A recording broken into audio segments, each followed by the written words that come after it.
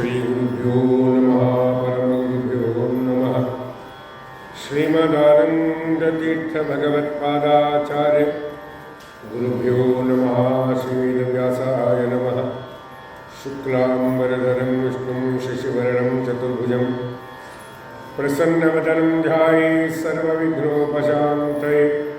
श्रीमदाचार्यरमतानुगधीमतामुररङ्घ्रिकमलके सोमपानार्हरिये तात्विकदेवता गणके हैमवति षण्महीशेरडिगे व्योमकेशगे वाणी वायु सुतामरसभव लक्ष्मीनारायणरिगानमिपे समचरणसरोजं सान्द्रनीलाम्बुदाभं जगन्निहितपाणिं मण्डनं मण्डलानां तरुणतुलसीमाला कंधरं कंजनेत्रं सदयढवलहासं विठ्ठलं चिन्तयामि। एल्ले हरिकथा प्रसंगवु ಅಲ್ಲಿ ಗಂಗಾ ಯಮುನಾ ಗೋದಾವರಿ ಸಿಂಧು ಸರಸ್ವತಿ ಎಲ್ಲ ನದಿಗಳು ಬಂದು ಎಳೆಯಾಗಿ ನಿಲ್ಲುವವು ವಲ್ಲಭಾಷೆ ಪುರಂದರ ವಿಠ್ಠಲನು ಮೆಚ್ಚುವನು। ಜಯ ಜಯ ಜಯ ಹರಿ ಎಂಬುವುದೇ ಸುದಿನವೋ ಜಯ ಹರಿ ಎಂಬುವುದೇ ತಾರಾಬಲವು ಜಯ ಹರಿ ಎಂಬುವುದೇ ಚಂದ್ರಬಲವು ಜಯ ಹರಿ ಎಂಬುವುದೇ ವಿದ್ಯಾಬಲವು ಜಯ ಹರಿ ಎಂಬುವುದೇ ದೈವ ಬಲವು ಜಯ ಹರೇ ಪುರಂದರ ವಿಠ್ಠಲನ ಬಲವಯ್ಯ ಸಕಲ ಸುಜನರಿಗೆ ಸತತಗಳನಾಥ ಸಿದ್ಧಿಯ ನೀವ ಕಾರ್ಯದಲ್ಲಿ ಮತಿ ಪ್ರೇರಿಸುವಳು ಪಾರ್ವತೀ ದೇವಿ ಮುಕುತಿ ಪಥಕ್ಕೆ ಮನವೀವ ಮಹೇಂದ್ರ ದೇವರು ಹರಿಭಕುತಿದಾಯಕಳು ಭಾರತೀ ದೇವಿ ಮುಕುತಿ ಶಾಸ್ತ್ರಗಳಲ್ಲಿ ವನಜ ಸಂಭವನರಸಿ ಸತ್ಕರ್ಮಗಳಾರಣಿಸಿ ಸುಜ್ಞಾನವತಿ ಪ್ರತಿಪಾದಿಸುವ ನಮ್ಮ ಪವಮಾನರು ಚಿತ್ತದಲ್ಲಿ ಆನಂದ ಸುಖವನೀವಳು ರಮ ಭಕುತ ಜನರೊಡೆಯ ನಮ್ಮ ಶ್ರೀ ಪುರಂದರ ವಿಠ್ಠಲರು ಸತತೈವರುಳ ನಿಂತೆಯೇ ಕೃತೆ ನಡೆಸುವರು। ನಮಃ ಶ್ರೀಪಾದರಾಜಾಯ ನಮಸ್ತೆ ವ್ಯಾಸಯೋಗಿನೇ ನಮಃ ಪುರಂದರಾರ್ಯಾಯ ವಿಜಯಾರ್ಯಾಯ ತೇ ನಮಃ। ಅಭ್ರಮಂ ಭಂಗರಹಿತಂ ಅಜಡಂ ವಿಮಲಂ ಸದಾ ಆನಂದತೀರ್ಥಮತುಲಂ ಭಜೆ ತಾಪತ್ರಯಾಪಹಂ ದುರ್ವಾದಿಧ್ವಾಂತರವಯೇ ವೈಷ್ಣವೇಂದ್ರಿವರೇಂದ್ರವೇ ಶ್ರೀರಾಘವೇಂದ್ರ ಗುರವೇ ನಮೋ ಅತ್ಯಂತದಯಾನವೇ ನಮೋಸ್ತು ತಾತ್ವಿಕಾ ದೇವಃ ವಿಷ್ಣುಭಕ್ತಿಪರಾಯಣಃ ಧರ್ಮಮಾರ್ಗೇ ಪ್ರೇರಯಂತು ಭವಂತಃ ಸರ್ವ ಏವ ಹಿ ಮನ್ಮನೋಭೀಷ್ಟವರದಂ ಸರ್ವಾಭೀಷ್ಟಫಲಪ್ರದಂ ಪುರಂದರ ಗುರುಂ ವಂದೇ ದಾಸಶ್ರೇಷ್ಠಂ ದಯಾನಿಧಿಂ ಅಜ್ಞಾನತಿಮಿರಚ್ಛೇದಂ ಬುದ್ಧಿಸಂಪತ್ಪ್ರದಾಯಕಂ ವಿಜ್ಞಾನವಿಮಲಂ ಶಾಂತಂ ವಿಜಯಾಖ್ಯಗುರುಂ ಭಜೆ ಆಗತಾದ್ರಿಕಾಲಗ್ನಂ ಆಗಮಾರ್ಥವಿಶಾರದಂ ತ್ಯಾಗಭೋಗಸಮಾಯುಕ್ತಂ ಭಾಗಣ್ಣಾರಗುರುಂ ಭಜೆ ಜಲದೇಷ್ಟವಿಭಾಕಾರಂ ಜಗದೀಶಪದಾಶ್ರಯಂ ಜಗದೀತರವಿಖ್ಯಾತಂ ಜಗನ್ನಾಥಗುರುಂ ಭಜೆ ಶೇಷಾಂಗ್ರಿಸೇವಕಂ ನಿತ್ಯಂ ಭೂಸುರಾಗ್ರಕೂಲೋದ್ಭವಂ ವಾಸಮಾದಿಶಿಲಾಕ್ಷೇತ್ರಂ ಶೇಷದಾಸಗುರುಂ ಭಜೆ ರಾಮಾಯ ರಾಮಭದ್ರಾಯ ರಾಮಚಂದ್ರಾಯ ವೇದಸೆ ರಘುನಾಥಾಯ ನಾಥಾಯ ಸೀತಾಯ ಪತಯೇ ನಮಃ। ನರಸಿಂಹೋಖಿಲಾಜ್ಞಾನಂ ಮತಧ್ವಾಂತದಿವಾಕರಃ ಜಯತ್ತಮಿತ ಸಜ್ಞಾನ ಸುಖಶಕ್ತಿಪಯೋನಿಧಿ ಬ್ರಹ್ಮರುದ್ರಾದಿವಂದ್ಯಂ ತ್ವಾಂ ಭಜೆ ವೆಂಕಟನಾಯಕಂ ನಿವಾರಯಸ್ವ ಅನಿಷ್ಟಾನಿ ಸಾಧಯಿಷ್ಟಾನಿ ಮಾಧವ।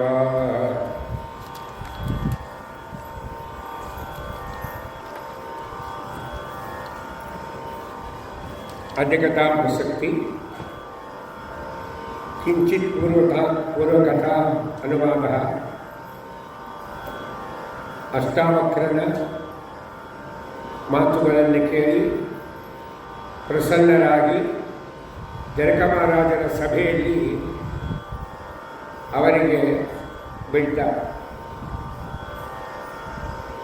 ಮುಂದೆ ಪಾಂಡವರು ಗಂಧಮಾದನ ಪರ್ವತವನ್ನು ಕುರಿತು ಹೊರಟಿದ್ದ ವನವಾಸ ಕಾಲದಲ್ಲಿ ಮಧ್ಯದಲ್ಲಿ ಅರ್ಜುನನನ್ನು ಇಂದ್ರದೇವರು ಸ್ವರ್ಗಕ್ಕೆ ಕರ್ಕೊಂಡು ಹೋಗ್ತಾರೆ. ಮುಂದೆ ಅರ್ಜುನ ಮಹಾನುಭಾವ ಕೈಲಾಸಕ್ಕೆ ಹೋಗಿ ಪಾಶುಪತಾಸ್ತ್ರವನ್ನು ಸಂಪಾದನೆ ಮಾಡಿಕೊಡ್ತಾರೆ. ಅರ್ಜುನ ಈ ಕೈಲಾಸಕ್ಕೆ ಹೋದಾಗ ಸ್ವರ್ಗಕ್ಕೆ ಹೋದ ಪೀರಿಯಡೊಳಗೆ ಪಾಂಡವರು ಕೇವಲ 5 ಜನ ಮಾತ್ರ. ಯುಧಿಷ್ಠಿರ, ಭೀಮಸೇನ, ಅರ್ಜುನ, ನಕುಲ ಸಹದೇವರು, ದ್ರೌಪದಿ ಇವರೆಲ್ಲರೂ ತಾವು ಆ ವನವಾಸದಲ್ಲಿ ಸಂಚಾರವನ್ನು ಮಾಡ್ತಾ ಇರುವಾಗ ಗಂಧಮಾದನ ಪರ್ವತಕ್ಕೆ ಬರ್ತಾರೆ. ಅದು ಬಹಳ ದುರ್ಗಮವಾದಂಥ ಒಂದು ಪರ್ವತ. ಅದನ್ನು ನಿಧಾನವಾಗಿ ಹತ್ತುವಾಗ ಸ್ವಲ್ಪ ಆಯಾಸ ಆಗ್ತಾ ಇತ್ತು. ದ್ರೌಪದಿ ದೇವಿ ಅನೇಕ ಕಡೆ ಕೂತ್ಕೊಂಡು ಬರ್ತಾ ಇದ್ದಾಳೆ. ಆಯಾಸ ಆಗ್ತದೆ ಅಂತ. ಕೆಲವರು ತಿರುಪತಿ ಬೆಟ್ಟ ಹತ್ತಲಿಕ್ಕೆ ಹೋಗಿರ್ತಾರೆ, ಅವರೆಲ್ಲ ಮಧ್ಯದಲ್ಲಿ ಕೂತಿದ್ದಾರೆ. ಏಕೆ ಹತ್ತಿ ಅಭ್ಯಾಸ ಇರಲ್ಲ. 100-200 ಹತ್ತಿಕೊಳ್ಳೋ ಅಪ್ಪ ಕೂತು. ಅವರೆಲ್ಲ ದೇವತೆಗಳು, ಆ ವಿಷಯ ಬೇರೆ. ಹಿಂಗಿದ್ದಾಗ ಧರ್ಮರಾಜರು ಹೇಳ್ತಾರೆ, ಭೀಮ ಕೃಷ್ಣೇ ಭಾಳ ಆಯಾಸ ಆದಂಗೆ ಅನಿಸ್ತದೆ ಅವನಿಗೆ, ಅದಕ್ಕೆ ಏನಾದರೂ ಒಂದು ವ್ಯವಸ್ಥೆ ಮಾಡಬೇಕಲ್ವ. ಅವಾಗ ಭೀಮಸೇನ ಹೇಳ್ತಾರೆ, ಅಣ್ಣ ನಾನೇನು ಯೋಚನೆ ಮಾಡುವುದಿಲ್ಲ, ನಿಮ್ಮೆಲ್ಲರನ್ನ ನಾನು ಎತ್ಕೊಂಡು ಹೋಗಿ ಗಂಧಮಾದನ ಪರ್ವತದ ಮೇಲೆ ಕೂಡಿಸ್ತೇನೆ. ಗೊತ್ತಾಯ್ತಾ? ಒಂದು ವೇಳೆ ನನಗೆ ಆ ಕೆಲಸ ಆಗಲಿಲ್ಲ ಅಂದರೆ ಘಟೋತ್ಕಚ ನಮ್ಮೆಲ್ಲರನ್ನೇ ಎತ್ಕೊಂಡು ಹೋಗಿ ಮೇಲೆ ಕೂಡಿಸ್ತಾರೆ ಅಂತ ಮಾತಾಡಿದಾಗ ಅವರು ಗಂಧಮಾದನ ಪರ್ವತವನ್ನು ಏರ್ತಾರೆ. ಅಲ್ಲಿ ಇರೋ ಕಾಲಕ್ಕೆ ಗಾಳಿಯಿಂದ ಒಂದು ಪುಷ್ಪ ಬಂದು ಅದು ದ್ರೌಪದಿಯ ದೇವಿ ಹತ್ತಿರಕ್ಕೆ ಬೀಳುತ್ತೆ. ಆ ಪುಷ್ಪವನ್ನು ನೋಡಿ ದ್ರೌಪದಿ ದೇವಿ ಬಹಳ ಮೋಹಿತರಾಗಿ ಬಿಡ್ತಾರೆ. ಬಹಳ ಸುಂದರವಾದ ಪುಷ್ಪ ಇದು, ಗಾಳಿಯಿಂದ ಆ ಕಡೆಯಿಂದ ಬಂತಲ್ಲ, ಎಷ್ಟು ಸುಗಂಧವಾಗಿದೆ, ನೋಡಲಿಕ್ಕೆ ಅಷ್ಟು ಮನೋಹರವಾಗಿದೆ ಅಂಥೇಳಿ ವಿಚಾರ ಮಾಡಿ ಭೀಮಸೇನ ದೇವರಿಗೆ ಹೇಳ್ತಾನೆ, ಸ್ವಾಮಿ ಈ ಪುಷ್ಪವನ್ನು ನೋಡಿ, ಇದು ಸುಂದರವಾದ ಪುಷ್ಪ, ಸುಗಂಧದಿಂದ ಕೂಡಿದ ಪುಷ್ಪ. ಇದು ಇಂಥ ಪುಷ್ಪಗಳು ನನಗೆ ಅನೇಕವಾಗಿ ಬೇಕು. ತಾವು ದಯಮಾಡಿ ಈ ಪುಷ್ಪವನ್ನು ತಂದುಕೊಡ್ರಿ. ಆ ಸೌಗಂಧಿಕ ಪುಷ್ಪದಲ್ಲಿ ಎಷ್ಟು ದಳಗಳಿತ್ತು ಅಂದರೆ 1000 ದಳಗಳಿತ್ತಂತೆ ಪುಷ್ಪ. ನಾವು ಸಾಮಾನ್ಯವಾಗಿ ಕಮಲ ಪುಷ್ಪ ಇರೋದೆಷ್ಟು 8 ದಳ, ಹೌದಾ? ಆದರೆ ಈ ಸೌಗಂಧಿಕ ಪುಷ್ಪ ಅನ್ನೋದು ಇದು ಸುಮಾರವಾಗಿ 1000 ದಳದಿಂದ ಕೂಡಿದಂತಹ ಪುಷ್ಪ. ಅದನ್ನು ನೋಡ್ತಾ ಇದ್ದಾಳೆ. ಮತ್ತು ಆ ಪುಷ್ಪದಲ್ಲಿ ಇನ್ನೊಂದು ಗುಣ ಇರೋದನ್ನೇ ಹೇಳ್ತಾರೆ, ಏನು ತಿಳಿಯಾದ ನೀರಿನಂತೆ ಪುಷ್ಪ ಇದೆ. ಅದನ್ನು ನೋಡಿ ದ್ರೌಪದಿ ದೇವಿ ಆನಂದಪಟ್ಟು ಭೀಮಸೇನ ದೇವರಿಗೆ ಹೇಳಲಿಕ್ಕೆ ಹೋದಾಗ ಅವರು ಅವಶ್ಯ ಆಗಲಿ ನಾನು ತಂದುಕೊಡ್ತೇನೆ ಅಂತ ಆ ಸೌಗಂಧಿಕ ಪುಷ್ಪವನ್ನು ತರಲಿಕ್ಕೆ ಮಹಾನುಭಾವರು ಗಂಧಮಾದನದ ಪರ್ವತದ ಇನ್ನೊಂದು ಭಾಗದಲ್ಲಿ ಹೊರಟು ಬಿಟ್ಟಿದ್ದ. ದ್ರೌಪದಿ ದೇವಿ ಹೇಳ್ತಾರೆ, ಈ ಸೌಗಂಧಿಕ ಪುಷ್ಪವನ್ನು ನಾವು ವಾಸ ಮಾಡತಕ್ಕಂಥ ಕಾಮ್ಯಕ್ಕೆ ವನದಲ್ಲಿ ತಗೊಂಡು ಹೋಗ್ತೇನೆ. ನಾನು ಮನೆ ಮುಂದೆ ಈ ಗಿಡವನ್ನು ಹಾಕ್ತೇನೆ. ಆ ಕಾಮ್ಯಕ ವನದಲ್ಲಿ ಈ ಅನೇಕವಾದ ಪುಷ್ಪಗಳು ಬೆಳೀಲಿ, ಅದನ್ನು ನೋಡಿ ನಾನು ಸಂತೋಷ ಪಡ್ತೇನೆ, ಅದನ್ನು ದೇವರಿಗೆ ಸಮರ್ಪಣೆ ಮಾಡ್ತೇನೆ. ಭೀಮಸೇನರಿಗೆ ಹೇಳ್ತಾಳೆ, ನಿಜವಾಗಿ ನೀವು ನನ್ನನ್ನೇನಾದರೂ ಪ್ರೀತಿ ಮಾಡ್ತಾ ಇದ್ದರೆ ಅವುಗಳನ್ನು ತಂದುಕೊಡ್ರಿ, ನಾನು ನಮ್ಮ ಆಶ್ರಮಕ್ಕೆ ಅದು ತಗೊಂಡು ಹೋಗ್ತೇವೆ. ಇದು ಸ್ತ್ರೀಯರಿಗೆ ಒಂದು ಬ್ರಹ್ಮಾಸ್ತ್ರ ಇದ್ದಿಲ್ಲ. ಯಾವ ಮಾತು? ಅನೇಕ ಮಾತು ಹೇಳ್ತಾ ಹೇಳ್ತೀವಿ. ಎಲ್ಲ ನೋಡೋರು ಬಿಡು ಮಾಡೋರು ಬಿಡು ಅಂತ ಗಂಡ ಅಂತಿರ್ತಾರೆ. ಕೊನೆಗೆ ಒಂದು ಮಾತು ಹೇಳ್ತಾರೆ, ನನ್ನ ಮೇಲೆ ಪ್ರೀತಿ ಇದ್ದರೆ ಕೆಲಸ ಮಾಡಿರಿ. ಇದೇ ಬ್ರಹ್ಮಾಸ್ತ್ರ ಹೆಣ್ಮಕ್ಳಿಗೆ. ಹೌದೇ? ಇದು ಬಿಟ್ಟು ಬೇರೆ ಬ್ರಹ್ಮಾಸ್ತ್ರ ಅಂದರೆ ಅವಾಗ ಯಜಮಾನ ಏನು ಮಾಡಬೇಕಿಲ್ಲ, ಪ್ರೀತಿ ಇದೆ ಅಂತ ತೋರಿಸ್ಬೇಕೋ ಇಲ್ಲ ಅಂತ ತೋರಿಸ್ಬೇಕು. ಹೌದಾ? ಬರ್ತಡೇ ದಿವಸ ಅಥವಾ ಮ್ಯಾರೇಜ್ ಡೇ ದಿವಸ ಹೆಂಡತಿ ಒಳ್ಳೆ ಪಾಯಸ ಮಾಡ್ತಾರೆ. ಹೌದಾ? ಗಂಡನಿಗೆ ಬಳಸ್ತಾ ಇರ್ತಾರೆ, ಸಾಕು ಕಡೆ ಸಾಕು ಹೊಟ್ಟೆ ತುಂಬಿದೆ ಅಂತ ಹೇಳಿದಾಗೂ ಇನ್ನೊಂದು ಸೌಟ್ ಹಾಕ್ಸ್ಬೋದು ಅಂತ. ಆಗಲ್ಲಮ್ಮ ಅಂತ, ನನ್ನ ಮೇಲೆ ಪ್ರೀತಿ ಇದ್ರೆ ತಿನ್ನಿ ಅಂತ. ಅವಾಗೇನು ಮಾಡಬೇಕು? ಹೊಟ್ಟೆ ತುಂಬಿದೆ, ಅವಕಾಶ ಇಲ್ಲ, ಬ್ರಹ್ಮಾಸ್ತ್ರ ಬಿಟ್ಟು ಅದನ್ನು ಸೌಟ್ ತಿಂದ, ಬೆಳತನಕ ಓಡಾಡಿದ. ಅದಕ್ಕೆ ಈ ಮಾತನ್ನು ದ್ರೌಪದಿ ದೇವಿ ಹೇಳ್ತಾರೆ, ಸ್ವಾಮಿ ನೀವು ನನ್ನನ್ನು ನಿಜವಾಗಿ ಪ್ರೀತಿಸುವುದಾದರೆ ಈ ಪುಷ್ಪವನ್ನು ತಂದುಕೊಳ್ಳಿ, ಆಶ್ರಮಕ್ಕೆ ತಗೊಂಡು ಹೋಗ್ತೇನೆ. ಸರಿ, ಆಗ ಭೀಮಸೇನವರಂತಾರೆ, ಅವಶ್ಯವಾಗಿ ತಂದುಕೊಡ್ತೇನೆ. ಒಂದು ಕೆಲಸ ಮಾಡು, ಈ ಪುಷ್ಪ ಒಯ್ದು ನೀನು ಧರ್ಮರಾಜನಿಗೆ ಒಪ್ಪಿಸಿ ನಿನ್ನ ಅಭಿಪ್ರಾಯವನ್ನು ಧರ್ಮರಾಜನಿಗೆ ಹೇಳು, ನಾನು ಅವಶ್ಯವಾಗಿ ತರಲಿಕ್ಕೆ ಹೋಗ್ತೇನೆ ಅಂತ ಭೀಮಸೇನ ದೇವರು ಅಲ್ಲಿಂದ ತಾವು ಹೊರಟಿದ್ದಾರೆ. ಬಹಳ ದುರ್ಗಮವಾದದ್ದು ಆ ಗಂಧಮಾದನ ಪರ್ವತದ ಬಲಗಿನ ಭಾಗ ಇರೋದೇ ಕುಬೇರನ ಮನೆ, ಕುಬೇರನ ವನ, ಅದು ಅಲ್ಲಿದೆ. ಭೀಮಸೇನರು ಹೋಗ್ಬಿಟ್ಟಿದ್ದಾರೆ. ಆಗ ಗಂಧಮಾದನ ಪರ್ವತದಿಂದ ಬೀಸುವ ಗಾಳಿ ಈ ಭೀಮಸೇನ ದೇವರು ಹೋಗ್ತಾ ಇದ್ದಾರಲ್ಲ, ಹತ್ಕೊಂಡು ಆಯಾಸ ಪಟ್ಟವರಂತೆ ತೋರಿಸ್ತಾರೆ. ಭೀಮಸೇನ ದೇವರಿಗೆ ಆಯಾಸ ಇಲ್ಲ, ಪರಶುಕ್ಲತ್ರಯರಿಗೆ ಆಯಾಸ ಇಲ್ಲ. ಪರಶುಕ್ಲತ್ರಯರಿಗೆ ಪರಮಾತ್ಮನ ವಿಷಯದಲ್ಲಿ ಯಾವುದೇ ಅಜ್ಞಾನಾದಿ ದೋಷಗಳಿಲ್ಲ. ಅದು ಶುಕ್ಲ ಅಂದರೆ ಬೆಳ್ಳಿಗೆ ಅಂತ, ಶುಕ್ಲ ಅಂದ್ರೇನು? ಬೆಳ್ಳಿಗೆ ಅಂತ. ಪರಶುಕ್ಲತ್ರಯರು ಅಂದರೆ ಏನಂತ? ಪರ ಅಂದರೆ ಭಗವಂತ, ಪರಮಾತ್ಮನ ಬಗ್ಗೆ ಯಾವಾಗಲೂ ಶುದ್ಧವಾದ, ಶುಕ್ಲವಾದ ಶುದ್ಧವಾದ ಜ್ಞಾನ ಉಳ್ಳವರು ಅಂತರ್ಥ. ಅದಕ್ಕೆ ಅವರಿಗೆ ಹೆಸರೇನು? ಪರಶುಕ್ಲತ್ರಯರು. ದೇವರ ವಿಷಯದಲ್ಲಿ ಯಾವುದೇ ಕಾಲಕ್ಕೆ ಅವರಿಗೆ ಅಜ್ಞಾನಾದಿಗಳು ಬರುವುದಿಲ್ಲ, ಜ್ಞಾನ ತಿರೋಹಿತ ಆಗುವುದಿಲ್ಲ. ಅದಕ್ಕೆ ಸರಸ್ವತಿ ದೇವಿಯನ್ನು ಜಗನ್ನಾಥದಾಸರು ಕೊಂಡಾಡುವಾಗ ಆ ಶಬ್ದವನ್ನು ಪ್ರಯೋಗ ಮಾಡ್ಯಾರ.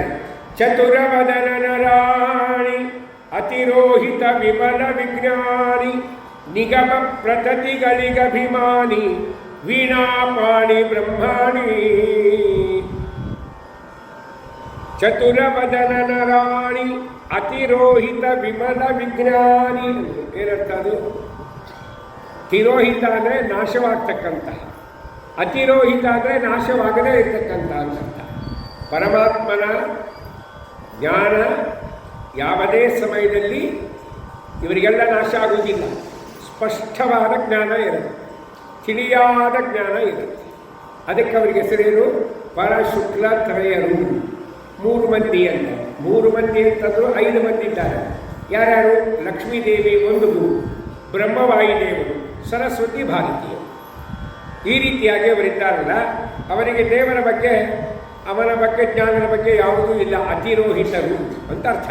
ಅತಿರೋಹಿತ ವಿಮಲ ವಿಜ್ಞಾನಿ ನಿಗಮ ಪ್ರತತಿಗಳಿಗೆ ಅಭಿಮಾನಿ ವೀಣಾ ಪಾಣಿ ಬ್ರಹ್ಮಾಣಿ. ಸರಸ್ವತಿ ದೇವಿ ಕೈಯಲ್ಲಿ ವೀಣೆ ಇದಲ್ಲ, ಅದರ ಹೆಸರೇನು? ನಮಗೆ ಗೊತ್ತಿಲ್ಲ. ನಾರದರ ಕೈಯಲ್ಲಿ ವೀಣೆ ಇದೆ, ಅದರ ಹೆಸರೇನು? ವೀಣೆ ಇದೆ ಅಂತ ಗೊತ್ತು. ಕೆಲವೊಂದು ನಮ್ಗೆ ವೀಣೆಗೇನ ಗೊತ್ತಿಲ್ಲ. ದಾಸರೇ, ನಮ್ಮ ಹೆಂಡತಿ ಹೆಸರು ವೀಣಾ ಅಂತಿದೆ, ಭಾಷಕ್ಕೆ ಆಗತ್ತೆ. ಅದಕ್ಕೆ ಒಬ್ಬೊಬ್ಬ ದೇವತೆ ವೀಣೆ ಹಿಡಿಕೊಂಡ್ರು ಅದರ ಹೆಸರುಗಳು ಬೇರೆ. ನಾರದರು ಹಿಡಿದ ವೀಣೆ ಹೆಸರು ಮಹತಿ. ಸರಸ್ವತಿ ದೇವಿಯ ಕೈಯಲ್ಲಿ ಹಿಡಿದ ವೀಣೆಗೆ ಕಚ್ಚಪಿ ಅಂತ ಹೆಸರು.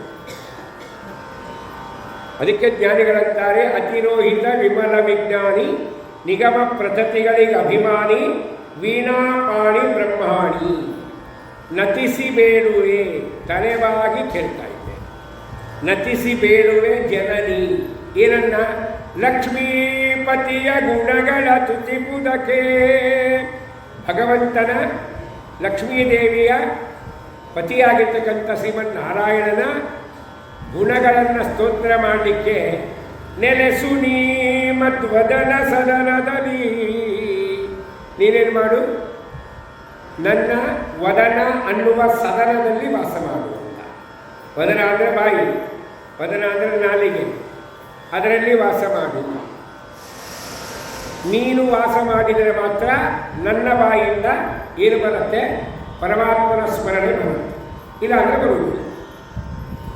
ಅದಕ್ಕೆ ನಮ್ಮ ಬಾಯಿಯಲ್ಲಿ ಯಾವಾಗಲೂ ನಾರಾಯಣ ಕೃಷ್ಣ ಗೋವಿಂದ ಅಚ್ಯುತಾನಂದ ಅಂತ ಬರಬೇಕಾದ್ರೆ ಸರಸ್ವತಿ ದೇವಿಯನ್ನು ಪ್ರಾರ್ಥನೆ ಮಾಡಬೇಕು. ನನ್ನ ಬಾಯಿಂದ ಇದನ್ನು ಉಳಿಸು, ಲಕ್ಷ್ಮೀಪತಿಯ ಗುಣಗಳ ತುದಿಪದಿಗೆ ಸನ್ಮತಿಯ ಭಾವಿಸಿ ನೆಲೆಸು ನೀ ಮಧ್ವದನ ಸದನದಲ್ಲಿ. ಅದನ್ನೇ ಶ್ರೀಪಾದರಾಜ ಕೇಳ್ತಾರೆ, ನಲಿದಾಡೆ ಅಣ್ಣ ನಾಲಿಗೆ ಮ್ಯಾಲೆ ಶಾರದಾ ದೇವಿ ಕುಣಿದಾಡೆ ಎಣ್ಣ ನಾಲಿಗೆ ಮ್ಯಾಲೆ.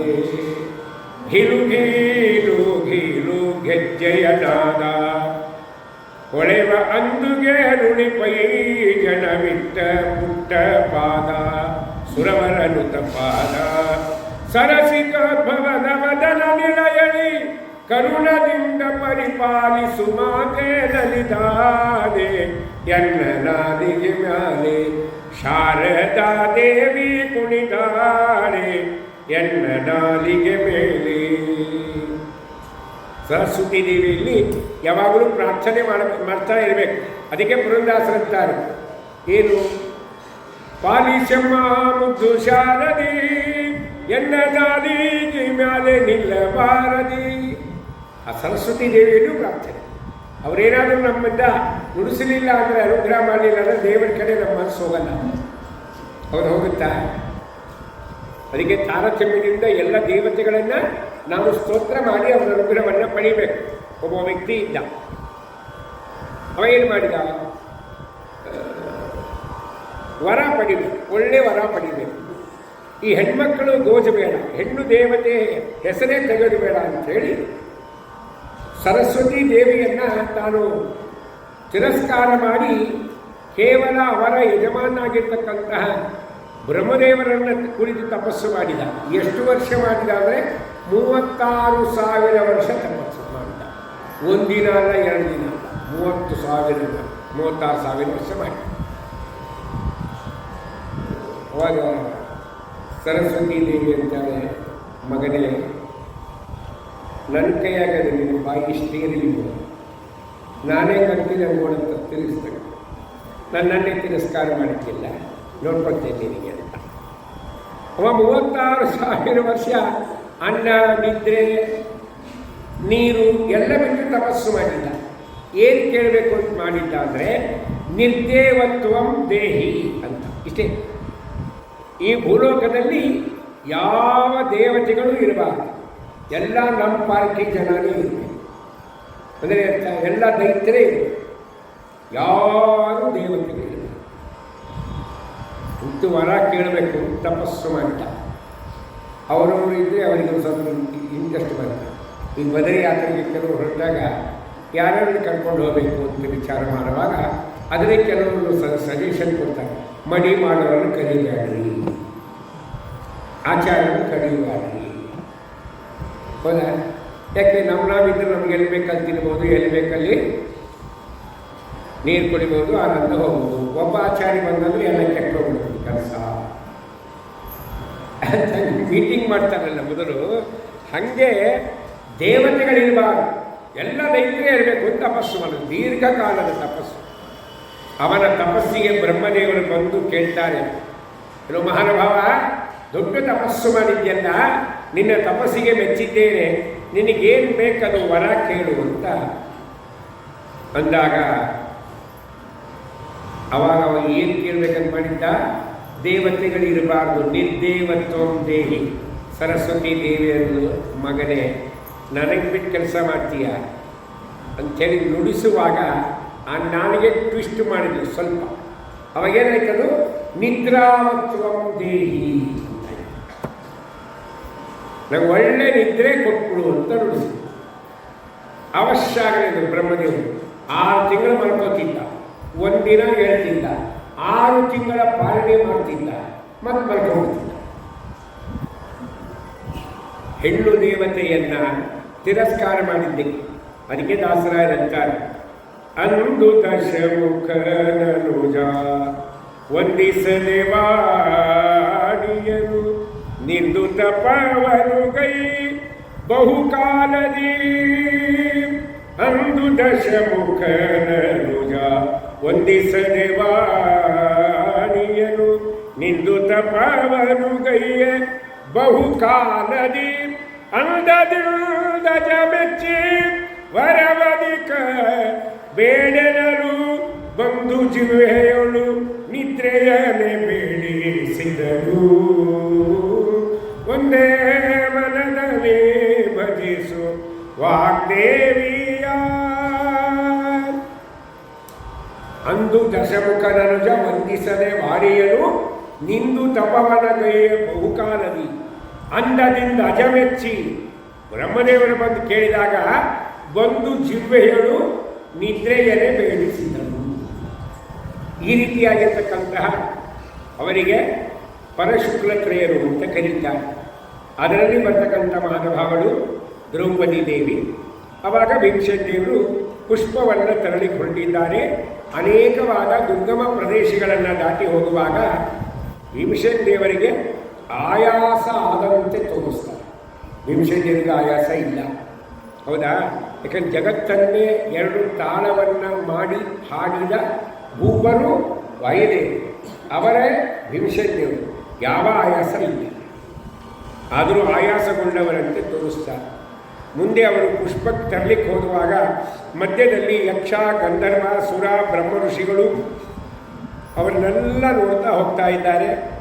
ಅವರೆಲ್ಲೆಲ್ಲಿ ಕಾಣ್ತಾರೋ ಅವರಿಗೆಲ್ಲ ಪೂಜೆಗಳನ್ನು ಮಾಡಿ ನಮಸ್ಕಾರಗಳನ್ನು ಮಾಡಿ ಅವರಿಂದ ತಾವು ಪೂಜಿತರಾಗಿ ಹೊರಟಿದ್ದಾರೆ. 2 ಪಕ್ಕದ ಮೋಡಗಳು ಆ ಭೀಮಸೇನ ದೇವರಿಗೆ ತಾಕ್ತಾ ಇದೆ 2 ಕೈಗಳಿಗೆ. ಅದು ಹೆಂಗಿತ್ತು ಅಂತ ಮಹಾಭಾರತ ವರ್ಣನೆ ಮಾಡ್ತಾರೆ. ಅದು ಹೆಂಗಿತ್ತು ಅಂದರೆ 2 ಕೈಗಳಿಗೆ ಮೋಡಗಳು ತಾಗೋದು ಹೆಂಗೆ ಕಾಣಿಸ್ತಿತ್ತು ಅಂದರೆ ಆ ರೆಕ್ಕೆಗಳು ಒಂದಕ್ಕೊಂದು ಗಾಳಿಯಿಂದ ಬೀಸಿದಾಗ ಎಷ್ಟು ಸುಂದರವಾಗಿ ಕಾಣಬೇಕೋ ಹಾಗೆ ಭೀಮಸೇನ ದೇವರ 2 ಬಾಹುಗಳಿಗೆ ಆ ಎಲ್ಲ ಮೋಡಗಳು ತಗಲ್ತಿತ್ತಂತೆ. ಈ ಕಡೆ ಧರ್ಮರಾಜರು ಚಿಂತೆ ಮಾಡ್ತಾರೆ, ಅರ್ಜುನ ಸ್ವರ್ಗಕ್ಕೆ ಹೋಗಿದ್ದಾರೆ, ನಾವು ಏನು ಮಾಡಬೇಕೀಗ? ನಮಗೆ ದಿನಗಳನ್ನು ಕಳೆಯೋದೇ ಬಹಳ ಬೇಸರಿಕೆ ಆಗಿದೆ ಅಂತ. ಏಕೆ ನಮ್ಮವರು ಇಲ್ಲ ಅಂತಾದರೆ ಒಂದು ಗುಂಪಿನಲ್ಲಿ ಒಂದು 5-6 ಜನ ನಮ್ಮವರು ಅಂತಿರ್ತಾರೆ, ಅವರೆಲ್ಲ ಒಟ್ಟಿಗೆ ತೀರ್ಥಯಾತ್ರೆಗೆ ಹೋಗಿರ್ತಾರೆ ಅಂತ. ಅದ್ರಾಗ ಒಬ್ಬ ವಾಪಸ್ ಮನೆಗೆ ಬಂದ ಯಾವುದೋ ಕೆಲಸದ ಮೇಲೆ ಅಂದರೆ ಅವರಿಗೆ ಮನಸ್ಸೇ ಇರಲ್ಲ, ಎಲ್ಲಿ ಹೋದರೆ ಮಾತಾಡ್ತಾರೆ, ಎಲ್ಲ ಚಲೋ ಇದೆ, ಪಾಪ ಅವನೊಬ್ಬನೇ ಇರಬೇಕಾಗಿತ್ತು ಅಂತ.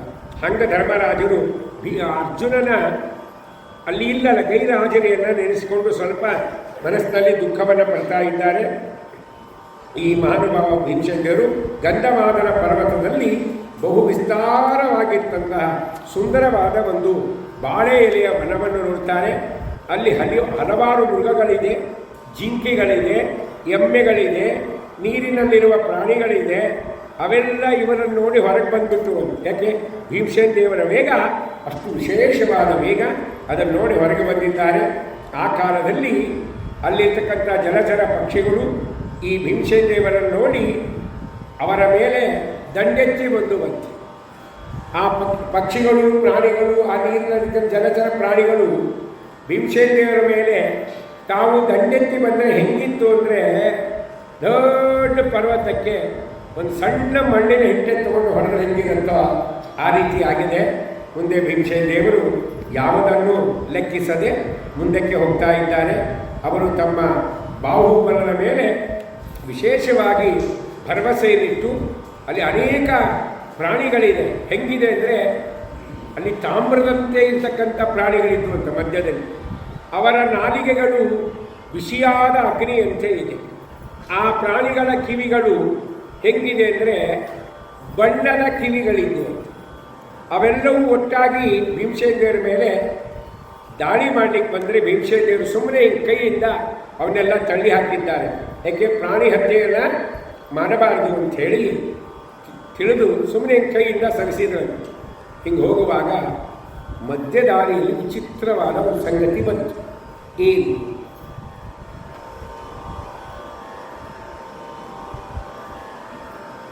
ದೊಡ್ಡದಾದ ಒಂದು ಬಾಲ ಉದ್ದವಾಗಿ ಬೆಳೆದಿದೆ.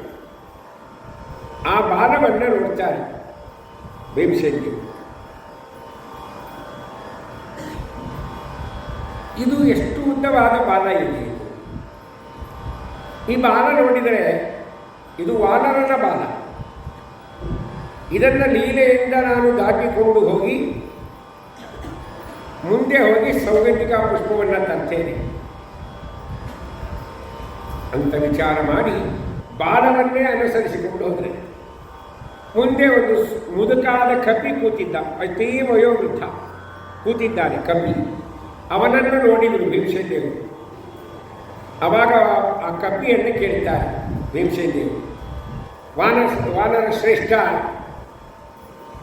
ನೀನು ಬಹಳ ವೀರನಂತೆ ಕಾಣುತ್ತಿ, ಅತಿಕಾಯನಾಗಿದ್ದಿ. ಅತಿಕಾಯ ಅಂದ್ರೇನು? ದೊಡ್ಡ ಶರೀರವುಳ್ಳವನಾಗಿದ್ದು, ಮಹತ್ತರವಾದ ಬಲವುಳ್ಳವನಾಗಿದ್ದು ಅಂಥೇಳಿ ಜೋರಾಗಿ ಸಿಂಹನಾದವನ್ನು ಮಾಡಿದಂತೆ ಭೀಮಸೇನದೇವರು. ಆ ಭೀಮನ ಶಬ್ದದಿಂದ ಅಲ್ಲಿರ್ತಕ್ಕಂಥ ಮೃಗಗಳು, ಪಕ್ಷಿಗಳು ಎಲ್ಲವೂ ಅಲ್ಲೋಲ ಕಲ್ಲೋಲವಾಗಿ ಓಡ್ತಾ ಇದೆ. ಆಗ ಅಲ್ಲಿ ಕೂತಂಥ ಕಪಿ ನಿಧಾನವಾಗಿ ಕಣ್ಣುಗಳನ್ನು ತೆರೆದು, ಕಣ್ಣು ಮುಚ್ಕೊಂಡು ಕೂತಿದ್ದ. ಕಣ್ಣು ತೆರೆದ, ಮುಗುಳ್ನಗೆ ನಗುತ್ತಾ ಆ ವಾನರ ಕೇಳ್ತಾನೆ, ಕೌಂತೆಯನಿಗೆ. ಕೌಂತೆಯ ಅಂದರೆ ಅರ್ಜುನ ಮಾತ್ರ ಅಲ್ಲ, ಎಲ್ಲ ಪಾಂಡವರಿಗೂ ಆ ಹೆಸರಿದೆ. ಕುಂತಿಯ ಪುತ್ರರಾದ್ರಿಂದ ಅವರಿಗೇನು ಕೌಂತೆಯ. ವಾನರ ಕೇಳ್ತಾನೆ,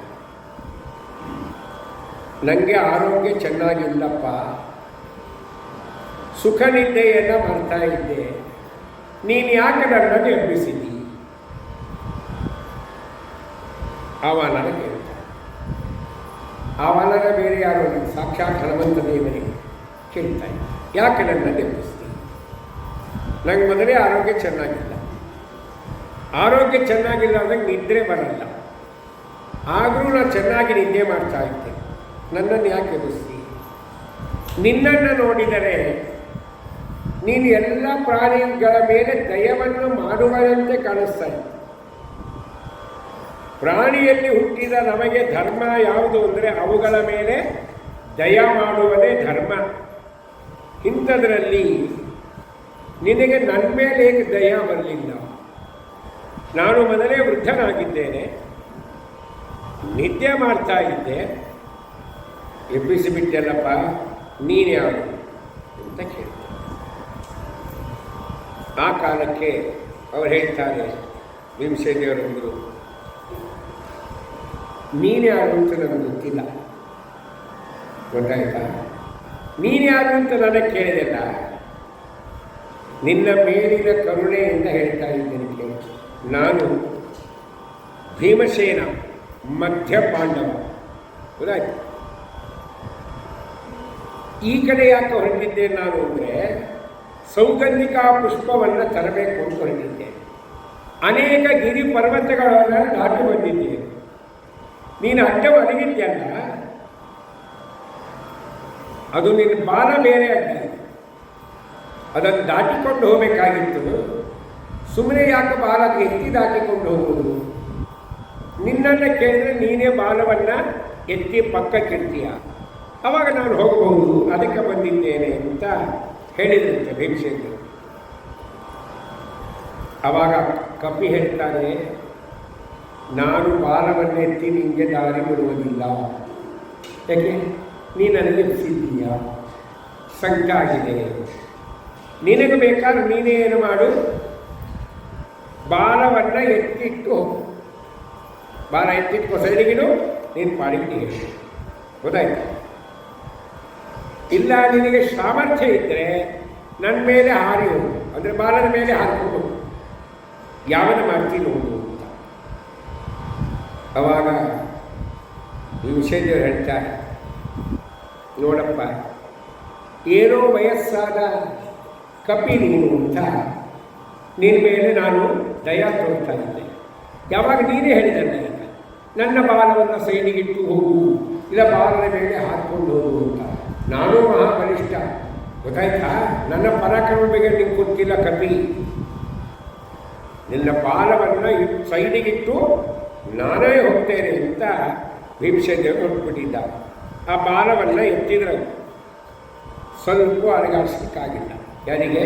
ಭೀಮಸೇನದೇವರು. ಮತ್ತೆ ಸ್ವಲ್ಪ ಶಕ್ತಿಯನ್ನು ಪ್ರಯೋಗ ಮಾಡಿ ಮತ್ತೆ ಎತ್ತಿದ್ರೂ ಆಗಿಲ್ಲ.